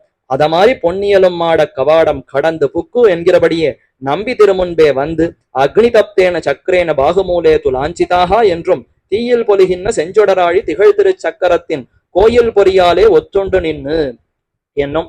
இன்னைக்கும் போய் திருநறையூர் நம்பிய சேவித்தால் அந்த ஆஸ்தானத்துல நடுவுல வஞ்சுலவள்ளி நாச்சியார் தான் சேவை சாதிப்பார். ஊரே நாச்சியார் கோவில்னு தான் பெயர். நாச்சியாருக்கு தான் பிரதானமான க்ஷேத்திரம். புறப்பாடாக இருக்கட்டும் திருவாராதனமாக இருக்கட்டும் அனைத்தும் நாச்சியாருக்குத்தான். இந்த சோழ திவ்ய தேசங்கள்ல எல்லாம் போய் பெருமான சேவித்தால் இடுப்புல ஒரு சாவி கொத்துன்னு ஒண்ணு சாத்தி கொண்டிருப்பார். அதுதான் ராஜாவுக்கு அடையாளமா. இந்த ஊர்ல மட்டும் அந்த சாவி கொத்து யார் இடத்துல இருக்கும்னா அது வஞ்சுலவல்லி நாச்சியாருடைய மடியில தான் சாவி கொத்து தொங்கி கொண்டிருக்குமா. ஏன்னா அவளுடைய கட்டுப்பாட்டுல தான் இவரே இருக்கிறாராம். இன்னைக்கும் திருவீதி புறப்பாடு வாகன புறப்பாடுன்னா முதல் வாகனத்துல தாயார் தான் எழுந்தருளுவா, பின்னாடி அவரை பின்தொடர்ந்துதான் பெருமாளை எழுந்தருளுவார். திருவாராதனத்திலையும் முதல்ல தாயாருக்கு தான் திருவாராதனம். இவள் அமுது செய்து அந்த பிரசாதத்தினுடைய போனகம் செய்த சேடத்தை தான் எம்பெருமானே கொண்டிருக்கிறார். அப்படி பக்கத்துல எழுந்தருள் இருக்கிற எம்பெருமான் பிராட்டி புருஷகாரமாக போய் இந்த திருமங்கையாழ்வார் சரணாகதி பண்ண உடனே சங்க சக்கரங்கள் மேல் 2 திருக்கரங்கள்ல பிடித்துக் கொண்டிருக்கிற சங்க சக்கரங்களை தன்னுடைய கீழ் 2 திருக்கரங்கள்ல கொண்டு அதையும் மாற்றி கொள்ளணுமே. ஏன்னா யாரு பண்ணிக்க வருகிறாரோ அவருடைய வலது தோல்ல சக்கரமும் அவருடைய இடது தோல்ல சங்கமும் இருக்கணும். இவர் பிடித்துக் கொண்டிருப்பது இவருடைய வலது கையில சக்கரம், இடது கையில பாஞ்சசன்யம். அப்படியே ஒத்திவிட்டால் வருபவருக்கு மாற்றி என்னோ பஞ்சசம்ஸ்காரம் ஆகிவிடும். அதனால சங்க சக்கரங்களை மாற்றி பிடித்துக் கொண்டு வந்த திருமங்கை ஆழ்வாருக்கு திருமங்கை மன்னனுக்கு பஞ்சசம்ஸ்காரம் செய்தாராம். அக்னி தப்தேன சக்கரேன பாகுமூலேது லாஞ்சிதாகா. அந்த அக்னியில காய்ச்சப்பட்ட சக்கரம் அதனுடைய அடையாளத்தை பாகு மூலே தோள்களுடைய அந்த தொடக்கம் அந்த தோல் மூலையிலே மேல அந்த இடத்துல லாஞ்சிதாக அடையாளம் பண்ணப்பட்டு தீயில் பொலுகின்ற செஞ்சுடராழி திகழ்திரு சக்கரத்தின் கோயில் பொறியாலே ஒத்துண்டு நின்று என்னும் சொல்லுகிறபடியே திருவிலச்சனையும் தரித்து சர்வை ஸ்வேதமிருதாதாரியம் ஊர்துவபுன்றம் யதாவிதி ருஜூனி சாந்தராளானி அங்கேஷு துவாதசஸ்வபிகி என்று சொல்லுகிறபடியே இது சாஸ்திரம் தெரிவிக்கிறது. ஊர்துவபுன்றத்தை தான் அணிந்து கொள்ள வேண்டும். அது எப்படி இருக்க வேண்டும்? ஸ்வேதமிருதா வெள்ளை மண்ணாலத்தான் திருமண் காப்பு அணிய வேண்டும். அனைவரும் அணிய வேண்டும். ஊர்துவபுன்றம் யதாவிதி எப்படி கூறப்பட்டிருக்கிறதோ அப்படி அணியணும். ஊர்துவபுன்றம் தானே எனக்கு இஷ்டத்துக்கு போல அணிந்து கொள்ளலாம்னா அப்படி அணிந்து கொள்ளக்கூடாது. ருஜூனி அது நேரா அமைந்திருக்கணுமா. அந்த மேல் பாதங்களாக இருக்கக்கூடிய அந்த திருமண் காப்பு இல்ல ருஜூனின்னா சற்று வளைந்தோ கோணலோ அப்படி எல்லாம் இருக்கக்கூடாது, நேராக அமைந்திருக்க வேண்டும். ச அந்தராளாணி நடுவுல இடைவெளி இருக்கணும். 2 பாதங்களுக்கும் நடுவுல இடைவெளியோடு அங்கேஷு துவாதசஸ்வபிகி 12 இடங்கள் துவாதச ஊர்துவபுன்றங்களை அணிந்து கொள்ள வேண்டும்னு சாஸ்திரம் தெரிவிக்கிறது. என்றும் கேசவாதி துவாதச ஊர்துவபுன்றங்களை உடையராய் வர குமுதவள்ளியாரும் ஆழ்வாரை பார்த்து ஒரு சம்பத்சரம் ஒரு பரீட்சை. இதுல இப்ப திருமங்கை ஆழ்வார் தேறிவிட்டார். இதே மாதிரிதானே சுக்ரீவன் முதல்ல வாலிய கொல்லணுங்கிறதுக்காக ராமனுக்கு வைத்த பரீட்சை துந்துபியினுடைய சரீரத்தை தூக்கி வீசி அடிக்கணும். என்னால் ஏற்கனவே அந்த துந்துபி சரீரம் பிராணனற்று வெறும் சரீரமாக இருக்கிறான். அவனை ராமனும் ஓங்கி அப்படி தூக்கி எறிந்தால் பல மைலுக்கு அப்பால் போய் விழுந்தான். ஆனா அதை ஏத்துக்கல. இதுல ராமன் ஜெயித்திருந்தாலும் இது என்றோ பிராணன் அற்று வெறும உலர்ந்து போயிருக்கக்கூடிய வத்தலும் தொத்தலுமா இருக்கக்கூடிய சரீரம். இதை தூக்கி அடித்ததுனால ராமனுக்கு பெருமை உண்டுன்னு ஏற்க முடியாது. மரம் இருக்கே இத வாலி தன்னுடைய ஒரு கையாலேயே அசைத்து விடுவான், அப்படியே ஒண்ணும் இல்லாதபடி முறித்து விடுவான். இந்த மராமரத்தை ராமன் முறித்தால்தான் உண்டுன்னு இன்னொரு பரீட்சை வைத்தார். அப்புறம் பார்த்தார் இப்படியே மேல மேல எத்தனை பரீட்சை வச்சிருப்பாரோ தெரியாது. ஒண்ணுக்கு என்ன 7 மரம் இருக்கா, மொத்தத்தையும் சேர்த்து ஒரே அம்புல அத்தனையும் தொலைத்து விடுவோம்னு ராமன் முடித்தாரா. அத மாதிரி இப்ப இங்க ஒரு பரீட்சை வைத்தார். பஞ்சசம்ஸ்காரம் பண்ணி கொண்டால்தான் கல்யாணம் ஆச்சு. பஞ்சசம்ஸ்காரம் பண்ணி கொண்டு வந்து விட்டார். இப்ப அது போராது, ஒரு சம்பத்சரம் நித்தியமாக 1008 ஸ்ரீ வைஷ்ணவர்களை அமுது செய்வித்து அவர்களுடைய ஸ்ரீபாத தீர்த்தமும் தளிகை பிரசாதமும் சிவிகரித்து நிறைவேற்றினால் ஒழிய உம்மை நான் பர்த்தாவாக அங்கீகரிப்பதில்லை. பஞ்சசம்ஸ்காரம் பண்ணி கொண்டு விட்டால் போருமா? மேற்கொண்டு நல்ல குணங்கள் வளரணும், ஆத்ம குணங்கள் வளரணும், கைங்கரிய அந்த செல்வம் இருக்கணுமே. ஏதோ ராஜ்யம் செல்வமாக இருந்தால் போராது, கைங்கரிய ஸ்ரீ ஊவேன்னு போட்டுக்கிறோம், ஸ்ரீமான்னு போட்டுக்கிறோம்னா அப்ப நிறைய கைங்கரியம் இருக்க வேண்டுமே. நமக்கு இனிமேல் தான் கைங்கரியமே தொடங்க போகிறது. ஒரு சம்பத்சரம் 1008 ஸ்ரீ வைஷ்ணவர்களை வரவழைத்து அவர்களுக்கு யதாவிதி அவர்களை உபசரித்து பிரசாதங்களை எல்லாம் மாத்தி ஸ்ரீபாத தீர்த்தத்தை ஸ்வீகரித்து நிறைவேற்றினால் ஒழிய உம்மை நான் பர்த்தாவாக ஸ்வீகரிக்க மாட்டேன். அடுத்து சொல்ல 1 வருஷம் காத்துட்டு இருக்கணும் திருமங்கை ஆழ்வார். சரி, அவள் சொல்லிட்டானா என்ன பண்றது? அவளிடத்துல பிரேமம் அன்பு, சரி கண்டிப்பாக செய்வோம் என்று ஒரு நியமம் பண்ண அவரும் அதுக்கு இசைந்து பிராமணிய அதிசயத்தாலே அன்பு அதிகரித்து விட்டது. ஒரு மாதிரியான ஒரு காதல் மையல் அதிகரித்து விட்டதுன்னா அவளை என்ன சொல்றாளோ அதை செய்வதுதான் நமக்கு கதி என்ற அளவுக்கு இப்ப திருமங்கை ஆழ்வார் அதுல ஈடுபட்டாரே ஒழிந்து இதனுடைய பெருமையை தெரிந்து அவர் ஈடுபடவில்லை. ஏதோ இவள் சொல்லுகிறாள், இவளை அடைவதற்கு என்னவா இருந்தாலும் பரவாயில்ல, இதை செய்தே முடிப்போம் என்று அதற்கு சம்மதித்து அதன் பின்பு குமுதவள்ளியாரை நீல நிறத்திற்கு நாடும் ஊரும் இசைந்து பிராமணியாதிசயத்தாலே பிரதிஜை பண்ணி கொடுக்க, சரி கண்டிப்பா பண்ணுகிறேன் என்று அவரும் சத்தியம் பண்ணி கொடுத்தாராம். அந்த சத்தியத்துக்கே இவள் இசைந்து அதன் பின்பு குமுதவல்லியாரை நீல நிறத்திற்கு நாடும் ஊரும் அறிய நல்லதோர் கண்ணாலம் செய்து உதகபூர்வமாக சமர்ப்பித்தார்கள். அப்படி அந்த நியமத்துக்கு இசைந்து இவரும் அதை பிரதிஜை பண்ணி கண்டிப்பா உறுதியாக நான் செய்து கொடுக்கிறேன்னு உறுதி கொடுக்க அதற்கே அவளும் இசைந்து சரின்னு பெற்றோர்களும் நன்றாக திருக்கல்யாணம் செய்து கொடுத்தார்கள். நல்லதோர் கண்ணாலம், இப்படிப்பட்ட கண்ணாலம் எப்பயோ ராமனுக்கும் சீதைக்கும் நடந்திருக்கலாம், அதே மாதிரி கண்ணனுக்கும் ஆண்டாளுக்கும் நடந்திருக்கலாம், அத மாதிரி இப்பொழுது நடக்கிறதுன்னு நாடும் ஊரும் அறிய, நாட்டுல இருப்பவர்கள், ஊர்ல கிராமத்துல இருப்பவர்கள், பெரிய பட்டணம் நகரத்துல இருப்பவர்கள் அனைவரும் அறியுமாக குமுதவல்லியாருக்கும் திருமங்கையாழ்வாருக்கும் திருக்கல்யாணம் நடைபெற்றது. அனந்தரம் ஆழ்வாரும் ஆராதனானாம் சர்வேஷாம் விஷ்ணோர் ஆராதனம் பரம் தஸ்மாது பரதரம் புரோக்தம் ததீயாராதனம் நிருப என்கிறபடியே அதிப்பிரீதியுடனே திருமால் அடியார்களை பூசிக்க ஒருப்பட்டு அதுக்கு தம்முடைய சர்வஸ்வத்தையும் இட்டு ததியாராதனம் செய்து கொண்டு போருகிற காலத்திலே இப்ப சேர்க்கை கிடைத்ததா? குமுதவல்லியோடு அந்த பாகவதமான உத்தமியோடு சேர்க்கை கிடைக்க கிடைக்க இவருக்கும் ஞானம் அப்படி மலர ஆரம்பிக்கிறது. ஓஹோ, இவள் வெறுமனே சொல்லவில்லை, இதுதான் சாஸ்திரத்திலேயே மிகவும் உயர்ந்ததாக கூறப்பட்டிருக்கிறது போலும்.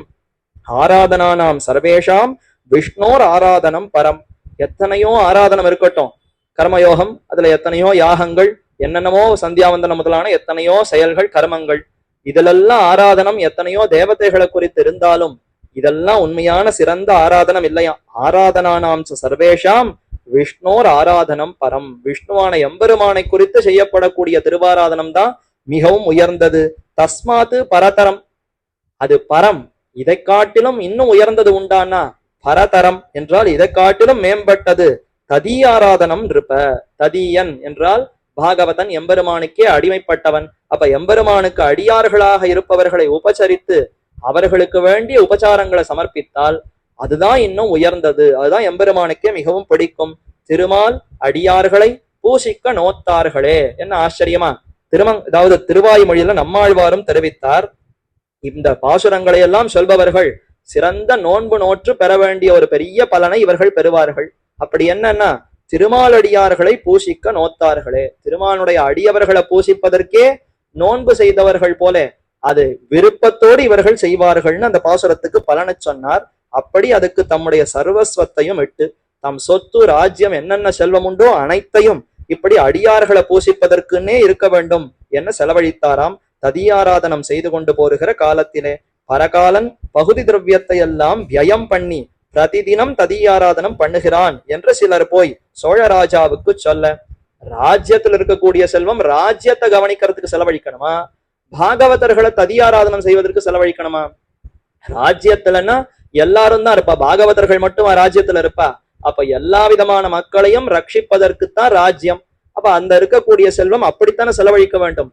அதை விட்டுட்டு இவர் பாட்டக்கா பாகவத ததியாராதனம்னு பெயர் வைத்துக் கொண்டு இதுல இப்படி செலவழிக்கிறாரே என்று இந்த செய்தி அரசனுக்கு போய் சேர்ந்ததாம்.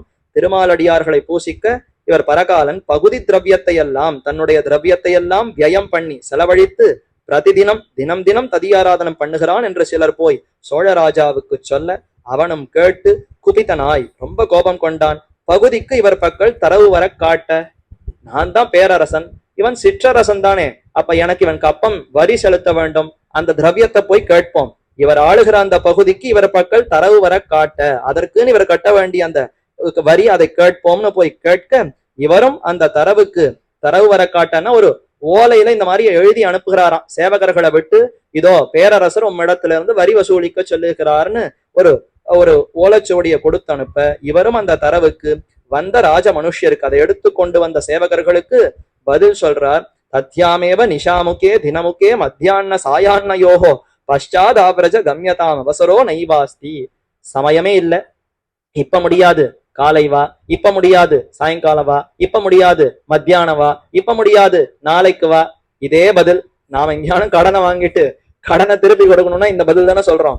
அந்த மாதிரி இப்ப அவரும் சொல்லி இருக்கிறாராம். சத்யாமேவ நிஷாமுகே, நீ சாயங்காலம், நிஷாமுகேன்னா இரவு வேளைக்கு சாயங்காலம் இரவு வேளை வா, இல்ல தினமுகே பகல் சூரியன் உதித்த பிற்பாடு வா, இல்ல மத்தியானம் மத்திய சமயத்துல வா, இல்ல சாயங்காலத்துல வா, பஷாதாவரஜ இன்னைக்கு முடியாது நாளைக்கு வா என்று கம்யதாம் அவசரோ நாஸ்தி, சென்று வாருங்கள், நாளை வாருங்கள், சமயமில்லைன்னு இப்படியே பல தடவையும் சொல்லி அனுப்பினாராம். என்னமா போல சில பரியாயங்களை சொல்ல கேட்டு சலித்து பல தடவை நடந்து நடந்து கால் நொந்ததுதான் பிரயோஜனம்.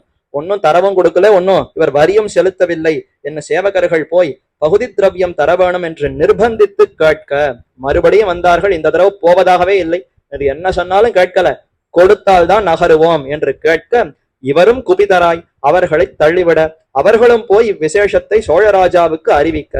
ரொம்ப பலம் இருப்பவராச்சே, ஒரு தள்ளினார், போய் விழுந்தா, போய் ராஜாவின் இடத்துல போய் சொல்லி இவ்விசேஷத்தை சோழராஜாவுக்கு அறிவிக்க, அவனும் குபிதனாய் அவருக்கும் கோபம் வந்தது. குறுநில மன்னனாக இருப்பவன் நம்மையே எதிர்த்து நாம் கேட்டதற்கு இப்படி பதில் சொல்லி நம்முடைய சேவகர்களையே அடித்து இப்படி தள்ளி விட்டிருக்கிறாரன், நம்மை தள்ளினார் போலே, அப்படி அவருக்கு கர்வமா என்று மிகவும் கோபப்பட்டு, இவர் ஆக்ஞாபங்கம் பண்ணினதுக்கு மிகவும் சீறி ஆணையம் மீறினதுக்கு மிகவும் கோபம் கொண்டார். தன் சேனாதிபதியை அழைத்து பரகாலனை இங்கே பிடித்து கொண்டு வா என்று ஆக்ஞாபிக்க, நேர சேனாபதி அனுப்பினார். போய் அவனை இழுத்து கொண்டு வா என்று ஆணையிட, அவனும் ரத கஜ துரக பதாதிகளோட ஒரு திருமங்கை ஆழ்வாரை பிடிக்கிறதுக்கு யானைப்படை, குதிரைப்படை, தேர்ப்படை, காலாட்படைன்னு 4 படைகளோடு போய் சென்று இவரை வளைத்து பிடிக்க தேட, ஏன்னா அவர் ஒருத்தரை இத்தனைக்கும் சமம், அந்த அளவுக்கு பலமா இத்தனை பேரையும் சென்று அவரை பிடித்து கொண்டு வான்னு அனுப்ப, இவரும் துரகாரூடராய் அவர்கிட்ட இருக்கிறது ஆடல் மாங்கிற குதிரை, அந்த ஒரு குதிரையே இது அத்தனைக்கும் சமம், அதன் மேர்ல ஏறி இவர்களோடு யுத்தம் செய்கிறார். ஸ்வபல சகிதராய், ஒரு பக்கம் தன்னுடைய குதிரை, மற்றொரு பக்கம் தனக்கே இருக்கக்கூடிய பலம், இரண்டையும் கொண்டு வந்து ஆளித்து கொண்டு அவன் படைமேல் விழுந்து ரத கஜ துரக பதாதிகளை கண்டித்து பராஜிதனாகி ஓட்டிவிட, அவனை தோற்கடித்து அவன் தப்பித்தால் போரும் பிழைத்தால் போரும்னு ஓடும்படியாக செய்து விட்டாராம். ஓட்டிவிட சேனாதிபதியும் காந்தி சீக்கனாய் ஓடி வந்து, அவனுடைய ஒளியெல்லாம் போயிடுத்து, ஒளி மழுங்கி ஓடி வந்து பராஜயத்தை சோழனுக்கு அறிவிக்க, தான் தோற்ற அந்த விஷயத்தை வந்து கூற, சோழபூபன் கேட்டு கோபாத்து சம்ரக்தலோச்சனாய், அப்படியே கண்கள்லாம் இன்னும் சிவந்து போய்விட்டதாம், கோபம் அதிகரித்து விட்டது. அப்போதே தன் சதுரங்க பலத்தோட புறப்பட்டு சேனாபதி போய் பார்த்தார். அவருக்கே தோல்வின்னா இனிமே நாமே போக வேண்டியதுதான். ராஜா தன்னுடைய படை பலத்தோடு புறப்படுகிறார். அவனுடைய சேனா சமுத்திரம் இவரை வளைய, இவரும் பூர்வம் போலே திருட கரவாள பயங்கர ஹஸ்தராய், திருட கரவாள பயங்கர ஹஸ்தராய், எல்லா ஆபரணங்களையும் அதாவது ஆயுதங்களையும் கொண்டு உறுதியானவராய், பயங்கர ஹஸ்தராய் அந்த கையில அத்தனையும் பிடித்து கொண்டு பயத்தை ஏற்படுத்தக்கூடிய கையானராய் ஆளித்து கொண்டு வந்து அவன் சேனா சமுத்திரத்தை மந்தராத்திரி போலே மதிக்க, அப்படியே அந்த ராத்திரியில அத்தனை பேரையும் அழித்து விடுமா போலே இவரும் அப்படி போய் அத்தனை பேரையும் ஒண்ணும் இல்லாதபடி செய்ய, சர்வரும் பராஜிதராய், ஒண்ணுமே தெரியல அவர்களுக்கு, ஒளி பகல் ஒண்ணுமே தெரியாதபடி அவர்கள் அப்படி மழுங்கி போனார்கள். சர்வரும் பராஜிதராய் தோற்று ஓடி வந்து ராஜாவின் மேலே விழ, ராஜாவும் அதி ரௌத்ரத்துடனே ஓடுகிற பலத்தை நிறுத்தி ஜெகதேக தனுர்தரனான பெருமையோட இவரை சேனா சமுத்திர மத்தியஸ்தராம்படி வளைய, மீண்டும் அவர் முயற்சித்தார்.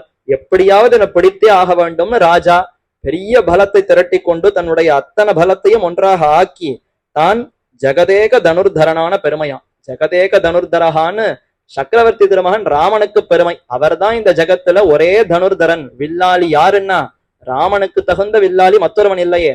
அந்த ராமனையே தன்னுடைய மனசில் நினைத்துக் கொண்டு அவ்வளவு வீரத்தை தான் வரவழைத்துக் கொண்டு இவரை எப்படியாவது பிடிக்க வேண்டும் என்று வளைத்து வளைத்து இந்த பரகாலனை பிடிக்க பார்த்தார். இவரும் அதி வீரராய் கரதிருத்த சஸ்திர பலத்தாலே சேனையை மதியாமல் சம்ஹரிக்கும் அது கண்டு அதி சந்துஷ்டனாய் என்ன பண்ணாலும் இவரை பிடிக்க முடியல. அப்ப கடைசியில பார்த்தார், இப்படிப்பட்ட பலமா இவருக்கு, அந்த பலத்தை நேரடியா பார்த்தார். இது வரைக்கும் அவன் செய்ததை கேட்டு கேட்டு கோபம் வந்ததா, இப்ப நேரடியா போய் இவருடைய பலத்தை பார்த்த உடனே இவர் சிறந்த ஆற்றல் பலம் கொண்டிருப்பவர். ஒரு பலசாலிக்கு தானே மற்றொரு பலசாலியை பார்த்தா பிடிக்கும். ஒரு நல்ல பாடகருக்கு இன்னொரு பாடகரை பார்த்தா எவ்வளவு சந்தோஷம் இருக்கும். ஒரு நாட்டியக்காரருக்கு இன்னொரு நாட்டியக்காரரை பார்த்தா எவ்வளவு ஆனந்தம் இருக்கும். அந்த மாதிரி நல்ல ஒரு அரசர், சிறந்த பலம் கொண்டிருப்பவர், எதிரில இப்படி சண்டை போடுகிற இந்த பரகாலனை பார்த்து அவருடைய ஆற்றல் பலத்தை பார்த்த உடனே இவ்வளவு நேரம் இருந்த கோபம் எல்லாம் அப்படியே அடங்கி நிறைய சந்தோஷம் ஏற்பட்டதாம். அதி சந்துஷ்டனாய் மிகுந்த ஆனந்தம் ஏற்பட்டு, இவரை நீர் ஒன்றுக்கும் பயப்பட வேண்டாம், இப்ப அப்படியே மிகுந்த சந்தோஷத்தோடு, பயமே வேண்டாம், உனக்கு எந்த பயமும் வேண்டாம், நீர் வாரும் என்று உம்முடைய தைரிய சௌரிய பராக்கிரமங்களைக் கண்டு மிகவும் சந்தோஷித்தோம். இப்படி உம்முடைய பலத்திலே இவ்வளவு உறுதி கொண்டவனாய், ஆயுதங்களை செலுத்தக்கூடிய சாமர்த்தியம் கொண்டிருப்பவராய் இப்படி செய்தீரே, உம்முடைய பலம், அதை பார்த்து சந்தோஷித்தோம். தைரிய சௌரிய பராக்கிரமம், தைரியம்னா வீரம், சௌரியம் சூரத்தன்மை, தான் இருந்த இடத்திலிருந்தே அடுத்தவர்களை ஹிம்சிக்கக்கூடிய அந்த சௌரியம், பராக்கிரமம் அப்படி செய்கிற சமயத்துல பிறருக்குத்தான் அந்த வழி துன்பம் வரணுமே தவிர தனக்கு வரக்கூடாது. தான் இருந்த இடத்திலிருந்தே அடுத்தவர்களை அடிக்கிற சாமர்த்தியம் இருந்தாலும் தனக்கும் அடி வந்து விழுமே, அந்த மாதிரி இவருக்கு அடி வந்து இவர் துன்பப்படுவாரானா பராக்கிரமம், அவர்களுக்குத்தான் அந்த துன்பம் ஏற்படுமே தவிர இவருக்கு துன்பமே வராது. அப்படிப்பட்ட சௌரிய வீரிய பராக்கிரமங்களை கொண்டிருக்கிறார். மிகவும் சந்தோஷித்தோம். நீர் செய்த அபகாரங்களை எல்லாம் மறந்தோம். இதுவரைக்கும் நீர் கொடுக்காத வரிகளை பார்த்து நாம இன்னும் அந்த குற்றங்களை எல்லாம் மறந்தோம். அஞ்சாதே நம்பை நம்பி வருவது, நீ நம்பிக்கையோட வாரும், உம்மை சேர்த்து கொள்ளுகிறேன் என்று இவர் சொல்ல, தன் குரு தெய்வங்களை தொட்டு சபதம் பண்ணி கொடுக்க, வெறும் வார்த்தையால சொன்னா போராது, தன்னுடைய ஆச்சாரியன், தன்னுடைய எம்பெருமான் தெய்வம் இவர்களுடைய பெயரை சொல்லி சபதம் பண்ணி சத்தியம் பண்ணி சொன்னாராம். இவரும் நம்பி இத்தனையும் செய்து விட்ட பிற்பாடு சரின்னு நம்பி பரகாலனும் அவன் அண்டையிலே சென்ற வளவிலே இவருடைய பராக்கிரமத்தை மிகவும் ஸ்லாகித்து, நீர் செய்த துரோகம் எல்லாம் பொறுத்தோம், நம் பகுதி திரவியங்களை மாத்திரம் தந்துவிடும் என்ன இப்ப அரசர் தெரிவிக்கிறார். சரி சரி, இதுவரைக்கும் நீர் என்னென்ன பண்ணினீரோ அதையெல்லாம் மன்னித்து விட்டோம். இப்பொழுது ஒன்னே ஒண்ணு, நீர் என்ன இருந்தாலும் குறுநில மன்னர், அப்ப அதற்குன்னு செலுத்த வேண்டிய வரிய செலுத்தினால்தான் மேற்கொண்டு நான் ராஜாவாக இருந்து அந்த ராஜ்யத்துக்கு உண்டான நன்மையை செய்ய முடியும். அப்ப அதிலிருந்து வசூலிப்பது எனக்கு கடமை. ஒரு ராஜாவுக்கு தான் இந்த பிரஜைகளிடத்திலிருந்து அவருடைய வருமானத்திலிருந்து இவ்வளவு தான் வசூலித்து அதன் பேர்ல தான் ராஜ்யத்தை நடத்த வேண்டும்னு இது தர்மசாஸ்திரமே தெரிவிக்கிறதே. அப்ப அந்த தர்மத்தை மீறி நானும் நடக்க முடியாது, நீரும் மீற முடியாது. பாகவத ஆராதனம் பண்ண வேண்டியது மிகவும் உயர்ந்ததுதான், ஆனால் இந்த திரவியத்தை மாத்திரம் நமக்கு கொடுத்து விடும் என்று கேட்க, இவரை தன் மந்திரி வசமாக்கி ஊரே மீண்டான். இப்ப மந்திரிகள் இடத்துல அவன் ஒப்படைக்கிறேன், அவர் பார்த்து கொள்வார், நீர் அவரிடத்துல இந்த திரவியத்தை கொடுத்து விடும் என்று ஒப்படைத்து விட்டு ஊரே மீண்டான். அந்த சச்சிவனும் படை வீட்டிலே சென்று இவரை பிடித்து கொண்டு வந்து ஒரு தேவாலயத்திலே சிறை வைக்க. மந்திரி இடத்துல ஒப்படைச்சா அவர் ஏதோ நாட்டுக்கு போன்னு சொல்லி இருக்கலாமே, ஆனால் இவரை விட்டா பிடிக்க முடியாதுன்னு அவர் பயந்து கொண்டு நேரே அழைத்து கொண்டு போய் ஒரு கோவில்ல சிறை வைக்க, இவரும் அந்த கோயிலே 3 நாள் அமுது செய்யாமல் உபவசித்திருக்க. அங்க கீழே திருநறையூர் நம்பி கோயிலே என்று பிரதிபேதம்னு போட்டிருக்கா. எந்த சன்னதியில கொண்டு போய் சிறை வைத்தார்னா திருநறையூர் நம்பி, அவரை தானே பஞ்சசம்ஸ்காரம் செய்து வைத்தார். அந்த க்ஷேத்திரம், அந்த கோவில்லையே சிறை வைக்க, அந்த கோயிலே 3 நாள் அமுது செய்யாமல் உபவசித்திருக்க, எதையும் அமுது செய்யாமல் இவர் இருந்தாராம். நம்பியுடனே நாச்சியாரும் நம்முடைய புத்திரன் உபவாசமா இருக்கலாமோ என்ன? நாச்சியாருக்கு இப்ப கொதிக்கிறது, 3 நாள் உபவாசமா இருக்கானே, நாம நன்னா பாலும் பழமும் சாப்பிட்டு கொண்டிருந்தால் போருமோ? பெருமாளும் நாச்சியார் வார்த்தைக்கு இசைய திருவுற்ற பிரசாதமும் குழம்பு பாலும் நாச்சியார் கொண்டு போய் பிரசாதிக்க.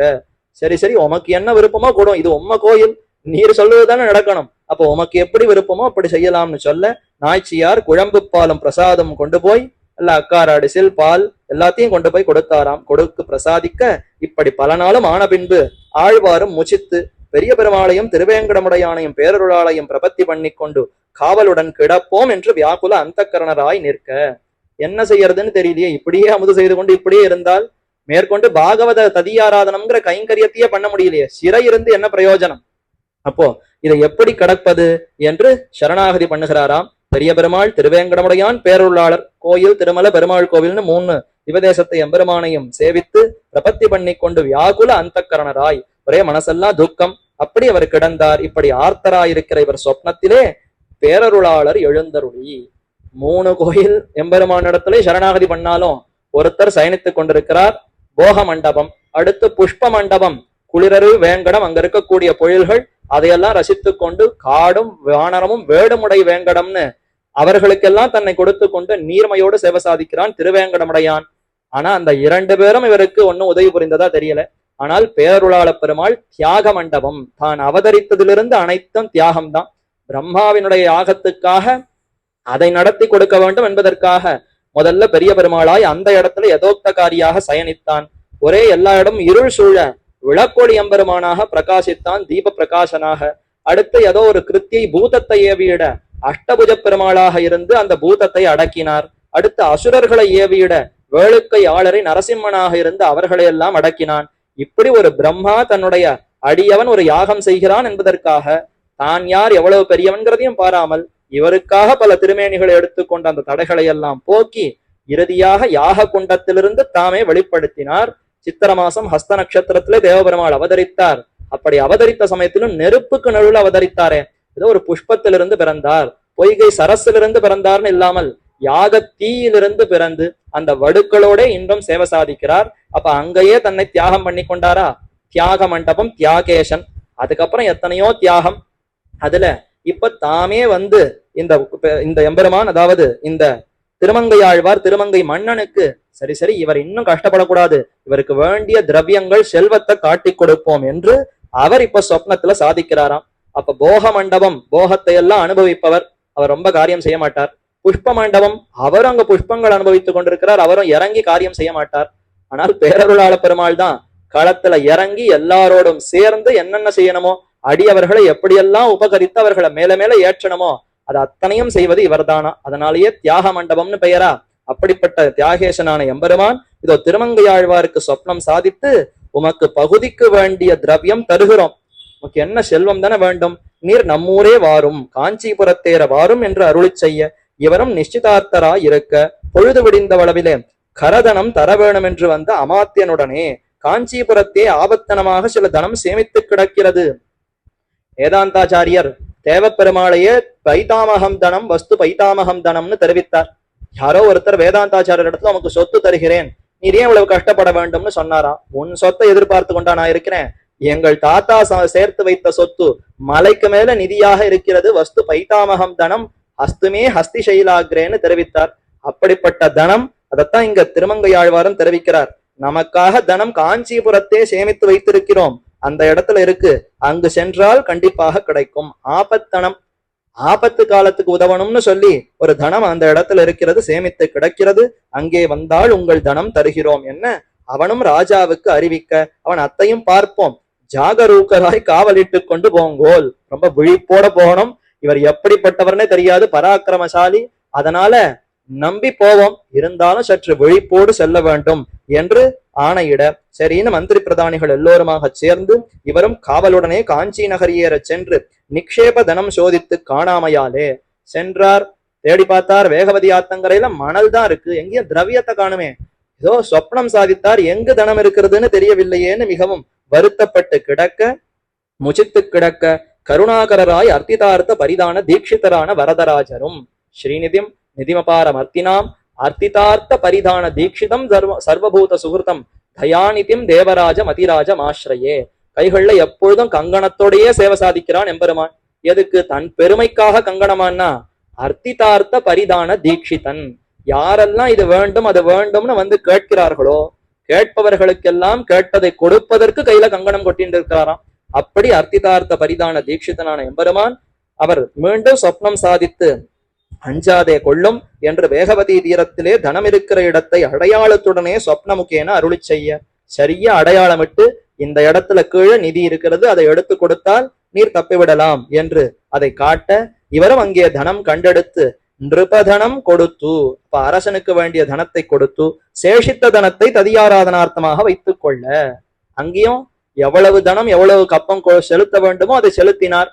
மீண்டும் மீதி இருக்கக்கூடிய தனத்தை தனக்கு பூர்வமேவ செய்து கொண்டிருந்த ததியாராதனார்த்தமாக வைத்துக் கொள்ள மீளவும் ராஜமனுஷ்யர் சில தானியாதிகளை தர வேணும். இதை கொடுத்துட்டீர், ஆனா இன்னும் நீர் இத்தனை காலமா செலுத்தலையே, அதனால கொஞ்சம் தானியங்கள் வேண்டி அந்த தானியங்கள்லாம் கொடுக்கணுமே, அரிசி பருப்பு முதலான தானியங்கள் எல்லாம் கொடுக்க வேண்டும் என்று நிர்பந்திக்க இவரும் முச்சித்து கண் வளர்ந்தருள.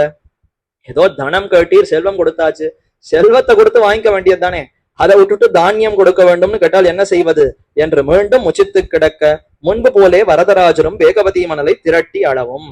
ஆக எவ்வளவு தடவை மீண்டும் மீண்டும் சொப்னம் சாதிக்கிறார். மறுபடியும் சொப்னம் சாதித்து மணல் இருக்கோ இல்லையோ அதை திரட்டி அளந்து போடும். படிப்படியா மணலை அளந்து போட்டா அது தானியமா மாறுமான்னா உனக்கு என்ன கவலை, நான் சொன்னால் மாறும் என்ன தேவப்பெருமாள் சொல்ல வரதராஜரம் வேகவதி மணலை திரட்டி அளவும் என்ன. இவரும் அப்படியே கூட்டி அளக்க அவர்கள் கண்ணுக்கு அனர்க ஷலாக்கிய நெல்லா இருந்தபடியாலே ரொம்ப தூய்மையான விலை மதிப்பற்ற உயர்ந்த நெல்லாக இருந்ததாம். வெண்ணெல் சென்னல்னு ரெண்டு சொல்றோமே, அதுல வெண்ணெல்னா வெண்மையான அரிசி, சென்னல்னா சிகப்பான அரிசி. இந்த வெண்ணையான அரிசியை காட்டிலும் சிகப்பரிசிங்கிறது இன்னும் சத்து அதிகமானது, உயர்ந்தது, பெரிய சிறந்த ரகம், உயர்ந்தது, தகுதி பெற்றது. அதே மாதிரி உயர்ந்த ஒரு ரகத்தை சேர்ந்த ஒரு நெல்லாக அவர்கள் கண்ணிலே பட்டதாம். மணல அளந்து கொற்றார், ஆனது அத்தனையும் சிறந்த நெல்லாக அவர்கள் கண்ணிலே பட அளந்து கொண்டு போக அவர்களும் ரொம்ப சந்தோஷம், ஆஹா உயர்ந்த நெல்லா இருக்கேன்னு அளந்து கொண்டு போக அமாத்தியனும் அந்த தனத்தை நிருபதி முன்னே வைத்து வரதராஜர் பிரசன்னராய் திரவியம் தந்தபடி சொல்ல விஷயத்தெல்லாம் அப்படியே போய் மந்திரி சொல்றார். தேவப்பெருமாள் இப்படி இவருக்கு கட்டாட்சித்து இப்படி எடுத்து கொற்றார், அத்தனையும் நெல்லா மாறி போச்சு பாருங்கோ என்ன அந்த விஷயத்தை சொல்ல அந்த தனத்தை நிருபதி முன்னே வைத்து வரதராஜர் பிரசன்னராய் திரவியம் தந்தபடி சொல்ல கேட்டு விஸ்மிதனாய் இவர் சாமானியர் அன்று மகாபாகவதர். எப்பேற்பட்ட பாகவதரா இருக்கணும், பரமார்த்தனா இந்த உலக விஷயங்கள்ல ஈடுபாடு இல்லாமல் ததியாராதனம் ஒன்றுதான் நமக்கு பயன் என்று கொண்டு வந்த தனத்திலையும் நமக்கு கொடுத்துட்டு மீத அதிலே செலவழித்தார். அப்படி இல்லாமல் தேவப்பெருமாளுடைய அருளையும் இவர் நன்கு பெற்றிருக்கிறார். ஆகவே மகாபாகவதர் இவரிடத்துல நம்ம அபச்சாரப்படக்கூடாது. திரௌபதிக்கு புடவை சுரந்தா போலே இருந்தது, திருநாமத்தை சொல்லி திரௌபதிக்கு புடவை வஸ்திரம் அப்படி சுரந்ததே, அத மாதிரி இவருடைய ஆபத்துக்கு தேவப்பெருமாளே வந்து ரட்சித்திருக்கிறார்னா அப்ப இவர் சாமானியர் அன்று, இந்த தனத்தை நம் கோஷத்திலே வைக்க ஒண்ணாது. இப்படி தேவப்பெருமாளாலே கொடுக்கப்பட்ட தனம்னா நம்முடைய செலவு, நம்முடைய அனுபவம்னு நம்முடைய கோஷம் அதுல வைக்க கூடாது. அப்ப இதை எப்படி செலவழிக்கணும், ஆழ்வாரை அழைத்து அபராத க்ஷாமனம் பண்ணி கொண்டு, முதல்ல ஆழ்வாரை அழைத்து இவ்வளவு காலம் அவரை காவல்ல வைத்ததே பெரிய தப்பு, அபச்சாரம், முதல்ல அந்த அபச்சாரத்துக்கு மன்னிப்பு கேட்போம், பகுமுகமாக பகுமானம் பண்ணி போக விட்டு வேண்டிய செல்வங்களை எல்லாம் கொடுத்து அவருக்கு பெருமைக்கேற்றவாறு அவரை பெருமைப்படுத்தி விருதுகளை கொடுத்து இவரை உபவசிப்பித்த தோஷம் போம்படி அந்த திரவியத்தை தேவ பிராமண சந்தர்ப்பணம் பண்ணி தோஷம் தீர்த்து கொண்டான். 3 நாள் உபவாசம் வேற இருந்தார். அதுக்கப்புறம் சிறையில பெருமானம் பிராட்டி தானே பிரசாதங்களை கொண்டு கொடுத்து அதனாலதானே ஜீவித்திருந்தார். இப்படியெல்லாம் கஷ்டப்படுத்தி விட்டோமே, அந்த கஷ்டத்தை போக்கடிக்குமா போலே, அந்த தவறுக்கு பிராயச்சித்தமா போலே இந்த திரவியத்தை தேவ பிராமண சந்தர்ப்பணம், தேவர்களுக்கும் பிராமணர்களுக்கும் உபச்சாரமாக திருவாராதனமாக இந்த செல்வத்தை செலவழித்து தோஷத்தை தீர்த்து கொண்டான் என்று இந்த சரித்திரம் தெரிவிக்கப்பட்டிருக்கிறது. ஆக இப்படி முதல் சரித்திரம், அந்த அரசனுக்கு கப்பத்தை கொடுக்க முடியாமல் போக தேவப்பெருமாளே வந்து நிதியை எடுத்து கொடுத்து எடுத்த பேராள நந்தகோபாலன் தன் இன்னுயிர் சிறுவனேன்னு நந்தகோபனுக்கு எப்படி தானே நிதியாக கிட்டினாரோ அப்படி இல்லாமல் திருமங்கையாழ்வாருக்கு நிதியையும் கொடுத்து தன்னையும் கொடுத்தான். அந்த சரித்திரத்தை பார்த்தோம். அடுத்து பின்பு இவரும் சேஷித்த திரவியம் கொண்டு ததியாராதனம் நடத்தி தனமெல்லாம் தீர்ந்து கையில் ஒன்றும் இல்லாமையாலே வழிபறித்தாகிலும் தனார்ஜனம் பண்ணி ததியாராதனம் அவிச்சின்னமாக நடத்த வேணும். இப்படி செய்து கொண்டிருக்கிறார். இப்ப இவருக்கே பழகிவிட்டது. 1 சம்பத்சரம்னு அவள் கொடுத்திருந்தாலும் 1 சம்பத்சரமாவது 2 சம்பத்சரமாவது இது எவ்வளவு உயர்ந்த விஷயம். எம்பெருமானுக்கே இதுல தான் மிகவும் விருப்பம்னா அப்ப இதை செய்வதுதான் நமக்கு கடமை. அதனால நாம தொடர்ந்து செய்ய வேண்டும்னு செய்து கொண்டிருக்கிறார். தனம் எல்லாம் தீர்ந்து கொண்டே போகிறது. இவர் செலவழிக்கிறாரே தவிர வருமானம்னு ஏதானு வந்து கொண்டிருந்தால் தான் அந்த செலவுக்கு ஏற்றாற் போல நடக்க முடியும். வருமானம்னு ஒண்ணும் இல்லை, அதுல இவர் ஈடுபடவே இல்லையே. ஏதோ ஒரு தொழிலை செய்து அதுல இருந்து வருமானத்தை ஈட்டினாரான்னா மொத்த பொழுதையும் எப்படி உபசரிக்கலாம் இதுலயே செலவழித்தார். அப்ப எந்த வருமானமும் இல்லை. அதனால தனம் எல்லாம் தீர்ந்து கையில் ஒன்றும் இல்லாமையாலே என்ன செய்வது, எப்படி உபச்சாரம் பண்ணுவதுன்னா வழிபறித்தாகிலும் செய்ய வேண்டியதுதான். எண்ணத்தை தேர்ந்தெடுத்தாராம். தனார்ஜனம் பண்ணி ததியாராதனம் அபிச்சின்னமாக நடத்த வேணும். இப்ப ஆழ்வார் இப்படி செய்திருக்கிறாரே, இது கூடுமா என்றால் அவருடைய நிஷ்டைக்கு நிலைக்கு சேரும். அத்தனை செல்வம் தேவப்பெருமாள் கொடுத்த க்ஷணத்துல கூட மீதி தனத்தை பாகவத ஆராதனத்துக்கு தான் செலவழிப்பேன்னு உறுதி கொண்டிருந்தார்னா அவருடைய மனசுல துளி கூட கலங்கமே இல்லாத மனசு திருவுள்ளமா இருக்கா? அப்ப நிச்சயம் அவர் செய்வதுங்கிறது அவருக்கு சேரும். அவர் செய்யறாரேங்கிறதுனால நம்மால செய்ய முடியுமான்னு கேட்டா, அவர் தூது விடுகிறார், நாயிகா பாவத்துல பாசுரம் பாடுகிறார், அதெல்லாம் நமக்கு வருமோ? அப்ப அதெல்லாம் வந்த பிற்பாடு நாம வழிபறி பண்ணலாமான்ற கேள்வியை கேட்கலாம். எப்ப அதுல எல்லாம் நமக்கு துளியும் அதுல நாட்டம் இல்லையோ, அந்த நிலை நமக்கு வராதோ, அப்ப இதுவும் நமக்கு சேர்ந்ததன்று. ஆழ்வார் உயர்ந்த வியக்தி, அவர் பண்ணியதெல்லாம் நம்மால பண்ண முடியுமா, நம்ம பண்ண வேண்டுமாங்கிற கேள்விக்கே அது அவகாசமே கிடையாது. ஆனாலும் அவருடைய வைபவத்தை கேட்டு நாம் அதுல ஆச்சரியப்பட்டு இப்படியும் ஒருவர் இருந்தாரேன்னு ஈடுபடலாமே ஒழிந்து அதை அப்படியே பின்பற்றுவதுங்கிறது நமக்கு கிடையாது. ஆக வழிபறித்தாகிலும் தனார்ஜனம் பண்ணி ததியாராதனம் அவிச்சின்னமாக நடத்த வேணும். அப்போ எப்படியாவது தனத்தை பெற்று இந்த ததியாராதனத்துக்கு தடையில்லாதபடி அவிச்சின்னமாகன்னா தடையே இருக்கக்கூடாது. ஒரு நாள் நடந்ததா, 10 நாள் நடக்கலையா, இந்த வருஷம் நடந்ததா அடுத்த வருஷம் நடக்கலையா, இப்படின்னே இருக்கக்கூடாது. தொடர்ந்து நடக்கும் சுவாமி. அங்க கண்டிப்பா உண்டு. திருமங்கையாழ்வார் அவர் நடத்தக்கூடிய பாகவத் ததியாராதனத்துல என்று சென்றாலும் எப்பொழுது சென்றாலும் அங்க பிரசாதம் உண்டு, அவர் கொடுப்பாருங்கிற அந்த நம்பிக்கை அது உலகத்தவர்களிடத்தை ஏற்படுமா போல இவர் கைங்கரியம் செய்தார். சரி, என்ன செய்யலாம்? எப்படியாவது வழிபறியாவது பண்ணி, சிறந்த தனவான்கள் இருக்கிறார்களே, அந்த தனம் எல்லாம் என்ன பிரயோஜனம்? தங்கள் அனுபவத்துக்குன்னு கொண்டிருந்தா அதனால ஒன்றும் பிரயோஜனம் இல்லை. அந்த செல்வத்தை பறித்து இதுல செலவழிப்போம்னு தொடங்கினார். வழிபறித்து தனம் கொண்டு வந்து ததியாராதனம் பக்தி புரஸ்தரமாக நடத்தி கொண்டு போரானிருக்க, பின்னையும் ததியாராதன நிமித்தமாக தனார்ஜனம் பண்ண வேணும் என்று நீர்மேல் நடப்பான், நிழல் ஒதுங்குவான், தாழ் ஊதுவான், தோளா வழக்கன் என்ற இந்நாலு மந்திரிகளையும் ராத்திரி காலத்திலே சில வழியிலே திரட்டி கொண்டு வாருங்கோள் என்று ஆக்ஞாபித்து. அப்ப இவர் திருடணும்னா கீழே ஒரு பெரிய படைய வச்சுட்டு இருக்கார். 4 மந்திரிகள் இருக்கார்களே, எப்படி விபீஷணனுக்கு 4 பேர் இருந்தார்கள். விபீஷணன் எங்கு சென்றாலும் கூடவே அந்த 4வரும் சென்றார்கள். அந்த விபீஷணன் ராமனுக்கு இடத்துல வந்து சரணாகதி செய்யும் பொழுது கூட பின்தொடர்ந்து அந்த 4வரும் வந்தார்கள். ஆனா அவர்களை பத்தின விசாரணமே இல்லை. விபீஷணனை சேர்த்துக்கணுமா வேண்டாமான் தான் விசாரம் பண்ணி முடிவு பண்ணார்கள். எப்ப விபீஷணனை சேர்த்து கொண்டார்னு சொன்னாரோ அப்பவே அந்த 4வரையும் சேர்த்து கொண்டதாகத்தான் அது ஐதிஹ்யம், அப்படித்தான் சரித்திரம். அதே போலத்தான் இவருக்கு அணுக்க தொண்டராக இருக்கக்கூடிய இந்த 4 சிஷ்யர்கள் அவர்களை நியமித்திருந்தார்களாம். நீங்கள் தான் ரொம்ப உயர்ந்த சிஷ்யர்கள், எனக்குன்னு பிராணபூதர்களாக இருப்பவர்கள், எப்படியாவது போய் பாருங்கள், வழிபறி பண்ணணும். எந்த இடத்துல யாரு செல்வத்தோடு வருகிறார்களோ அவர்களை எல்லாம் பார்த்து அண்ணா கண்ணி வைத்து அவர்களை பிடித்து அவர்களிடத்திலிருந்து செல்வத்தை பறித்து எப்படியாவது ததியாராதனம் செய்ய வேண்டும் என்று அவர்களை ஆக்ஞாபித்து இப்படி ததியாராதனம் பண்ணி கொண்டு போரானிருக்க, சர்வேஸ்வரனும் வழிபறித்தும் ஸ்ரீ வைஷ்ணவர்களுக்காகையாலே இவர் சரம புருஷார்த்தத்திலே நிஷ்ணாதர் என்று கொண்டு அந்த சுகிருத்தமே பற்றாசாக இவரை விசேஷ கடாட்சம் பண்ணி அங்கீகரிக்க வேணும் என்று திருவுள்ளம் பற்றி இவர் வழிபறிக்கைக்கு உச்சிதமான பரிகரத்தையும் கூட்டிக் கொண்டு திருமணங்கொள்ளைங்கிற திருவரசின் மேலே கொடி வைத்து பதுங்கி இருக்கிற வழியிலே. ஆக இப்படி இவர் செய்து கொண்டிருக்கிற சமயத்திலே பிராட்டி பார்க்கிறாள், இதுவன்னோ உயர்ந்த அதிகாரிக்கு அடையாளம், சரம புருஷார்த்தம் இது எம்பெருமானுக்கு திருவாராதனம் அவர்களுக்கு கைங்கரியம்ங்கிறத காட்டிலும் எம்பெருமானுடைய அடியவர்கள் தான் உயர்ந்தவர்கள், அவர்களுக்கு செய்ய வேண்டிய கைங்கரியம் உபச்சாரம் தான் இன்னும் உயர்ந்ததுன்னு இவர் தெரிந்து கொண்டார்னா அது சரம புருஷார்த்தம். ஆக புருஷார்த்தத்துல சரம புருஷார்த்தத்திலே நிஷ்ணாதர் என்று கொண்டு அதில நிலை நிற்கிறவர் என்று அந்த சுகிருத்தமே பற்றாசாக இப்படி வந்து விட்டார்னா அப்பேற்பட்ட இவரை இன்னும் இந்த மாதிரி நாம விற்கலாமோ, நிற்கும்படி செய்யலாமோ? இவருக்கு எப்படியாவது மயர்வர மதிநலம் அருளி இவர் மூலமாக திவ்ய பிரபந்தங்கள் வெளிவர வேண்டும். 47 திவ்யதேசம் இவர் போய் சேவித்தால் தான் 108ங்கிற கணக்கே வரும். அதனால பிராட்டி இப்ப பெருமான தூண்டுகிறார். தூண்டி எப்படியாவது இவருக்கு விசேஷ கட்டாட்சம் பண்ணணும், நீர் அங்கீகரிக்க வேணும் என்று பெருமானிடத்துல சொல்லி அவரும் திருவுள்ளம் பற்றி இவர் வழிபறிக்கைக்கு உச்சிதமாக பரிகரத்தையும் கூட்டிக் கொண்டு இப்ப அங்கங்கு வழிபறிக்க வேண்டும். பக்கத்திலேயே திருமணங்கொள்ளைங்கிற ஆச்சரியமான இடம், அந்த இடத்துல இவர் பதுங்கி இருக்கிறாராம். அங்கு மேற்கொண்டு பெருமான் எப்படி அழகா மணவாள பிள்ளையாக பிராட்டியம் தானமாக எழுந்தருளினான், அங்கு எப்படி இவர் வழிபறி பண்ணினார், அதுதான் இவருக்குன்னு இருக்கக்கூடிய புகழ். என்ன சாதிக்கிறாரே, வாய்த்த புகழ்னா இதுவும் ஒரு புகழ். மற்ற ஆழ்வார்கள் எல்லாம் அவர்கள் ஏதும் அறியாமல் இருக்கிற சமயத்துல பெருமானே வந்து மயர்வர மதிநலம் அருளினார்கள். ஆனா இவர் கையில வாளை உருவி எம்பெருமானிடத்துல காட்டி பரகாலன் வாழி கலிகண்ணி வாழி குறையலூர் வாழ்வேந்தன் மாயோனை வால் வலியால் மந்திரங்கொள் மங்கையருக்கோன் தூயோன் சுடர்மானவேல். ஆச்சாரணத்துல போய் உபதேசம் கேட்கணும்னா 1 வருஷம் 2 வருஷம் சுஷ்ரூஷ பண்ணணும்.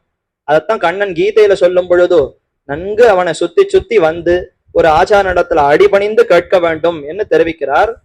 அந்த ஆச்சாரனிடத்துல சுற்றி நின்று அவருக்கு எப்பொழுது சமயமோ அப்பதான் அவரோட உபதேசிப்பர்கள் என்ன பகவத்கீதையில தெரிவித்தார். அப்படி ஒரு ஆச்சாரியனை அடிபணிந்து கேட்க வேண்டிய அர்த்தத்தை, ரகசிய மந்திரத்தை கையில வாழை உருவி சொல்றியா இல்லையான்னு கழுத்துல வைத்து மிரட்டி பெற்றார்னா அப்படிப்பட்ட பெருமை திருமங்கையாழ்வாருக்கே அமைந்திருக்கிறது. அது என்ன சரித்திரம்? வேடுபரி உற்சவம்ங்கிறத இன்னைக்கும் ஒவ்வொரு வருஷமும் அனுபவிக்கிறோம். பங்குனி உத்திரம் அந்த திருநாளுக்கு அணுக்கமாக இந்த உற்சவம்ங்கிறது திருமணங்கொள்ளையிலே ஆச்சரியமாக நடக்கிறது. 4 அரசுகள் அவ்விடத்துல சேர்ந்து இருக்கிறதாம். ஒன்னும் மந்திரந்துக்கெல்லாம் அரசான திருமந்திரத்தை சக்கரவர்த்தி ராஜாக்களுக்கெல்லாம் அரசாக இருக்கக்கூடிய, தெய்வங்களுக்கெல்லாம் அரசாக இருக்கக்கூடிய எம்பெருமான் அவன் உபதேசித்தான். யாருக்குன்னா ஆளி நாட்டு அரசு திருமங்கை மன்னனாக இருக்கக்கூடிய திருமங்கையாழ்வாருக்கு உபதேசித்தான். எங்கேன்னா மரங்களுக்கெல்லாம் அரசாக இருக்கக்கூடிய அரச மரத்துக்கு கீழே உபதேசித்தான் என்ன அந்த சரித்திரத்தை மேற்கொண்டு தெரிவிக்க போகிறார். அது என்ன என்பதை நாளைய தினம் இவ்விடத்துல அனுபவிக்கலாம் என்று கூறி அமைகிறேன். நாளைய தினம் ஏகாசி பெருமானுடைய புறப்பாடு. அது முடிந்த பிற்பாடு 6:30 மணியிலிருந்து 8 மணிக்குள்ளாக திருமங்கையாழ்வாருடைய வைபவத்தை பார்த்தால் ஓரளவு நம்மாழ்வார், மதுரகவி ஆழ்வார் தவிர மற்ற ஆழ்வாருடைய சரித்திரம் இத்தோடு நிறைவு பெறுகிறது. இதற்கு பின்னாடிதான் அவயவி, இவர்களெல்லாம் அவயவங்கள், இவர்களை அவயவங்களா கொண்டிருக்கக்கூடிய அவயவியான நம்மாழ்வாருடைய வைபவம், அதற்கப்புறம் மதுரகவி ஆழ்வாருடைய வைபவம், மேல திவ்ய பிரபந்தங்களுக்கும் வேதங்களுக்கும் என்ன சமத்துவம், ரெண்டும் எவ்வளவு பெருமை பெற்றது, இரண்டும் ஒரே கருத்தை தெரிவிக்க வந்தது என்பதை நன்கு சமர்த்தனம் பண்ணி காட்டுகிறார். அதற்கு பின்னாடிதான் ஆச்சாருடைய அவதாரத்தை பத்தி தெரிவிக்கிறார். அந்த விஷயங்கள் என்ன என்பதை மேற்கொண்டு அனுபவிக்கலாம் என்று கூறி அமைகிறேன். பிருந்தாரண்ய நிவாசாய பலராமானுஜாயச்ச ருக்மிணி பிராணநாதாய பார்த்தசூதாய மங்களம். ஆழ்வார் திருவடிகளே சரணம், எம்பெருமானார் திருவடிகளே சரணம், ஜீயர் திருவடிகளே சரணம்.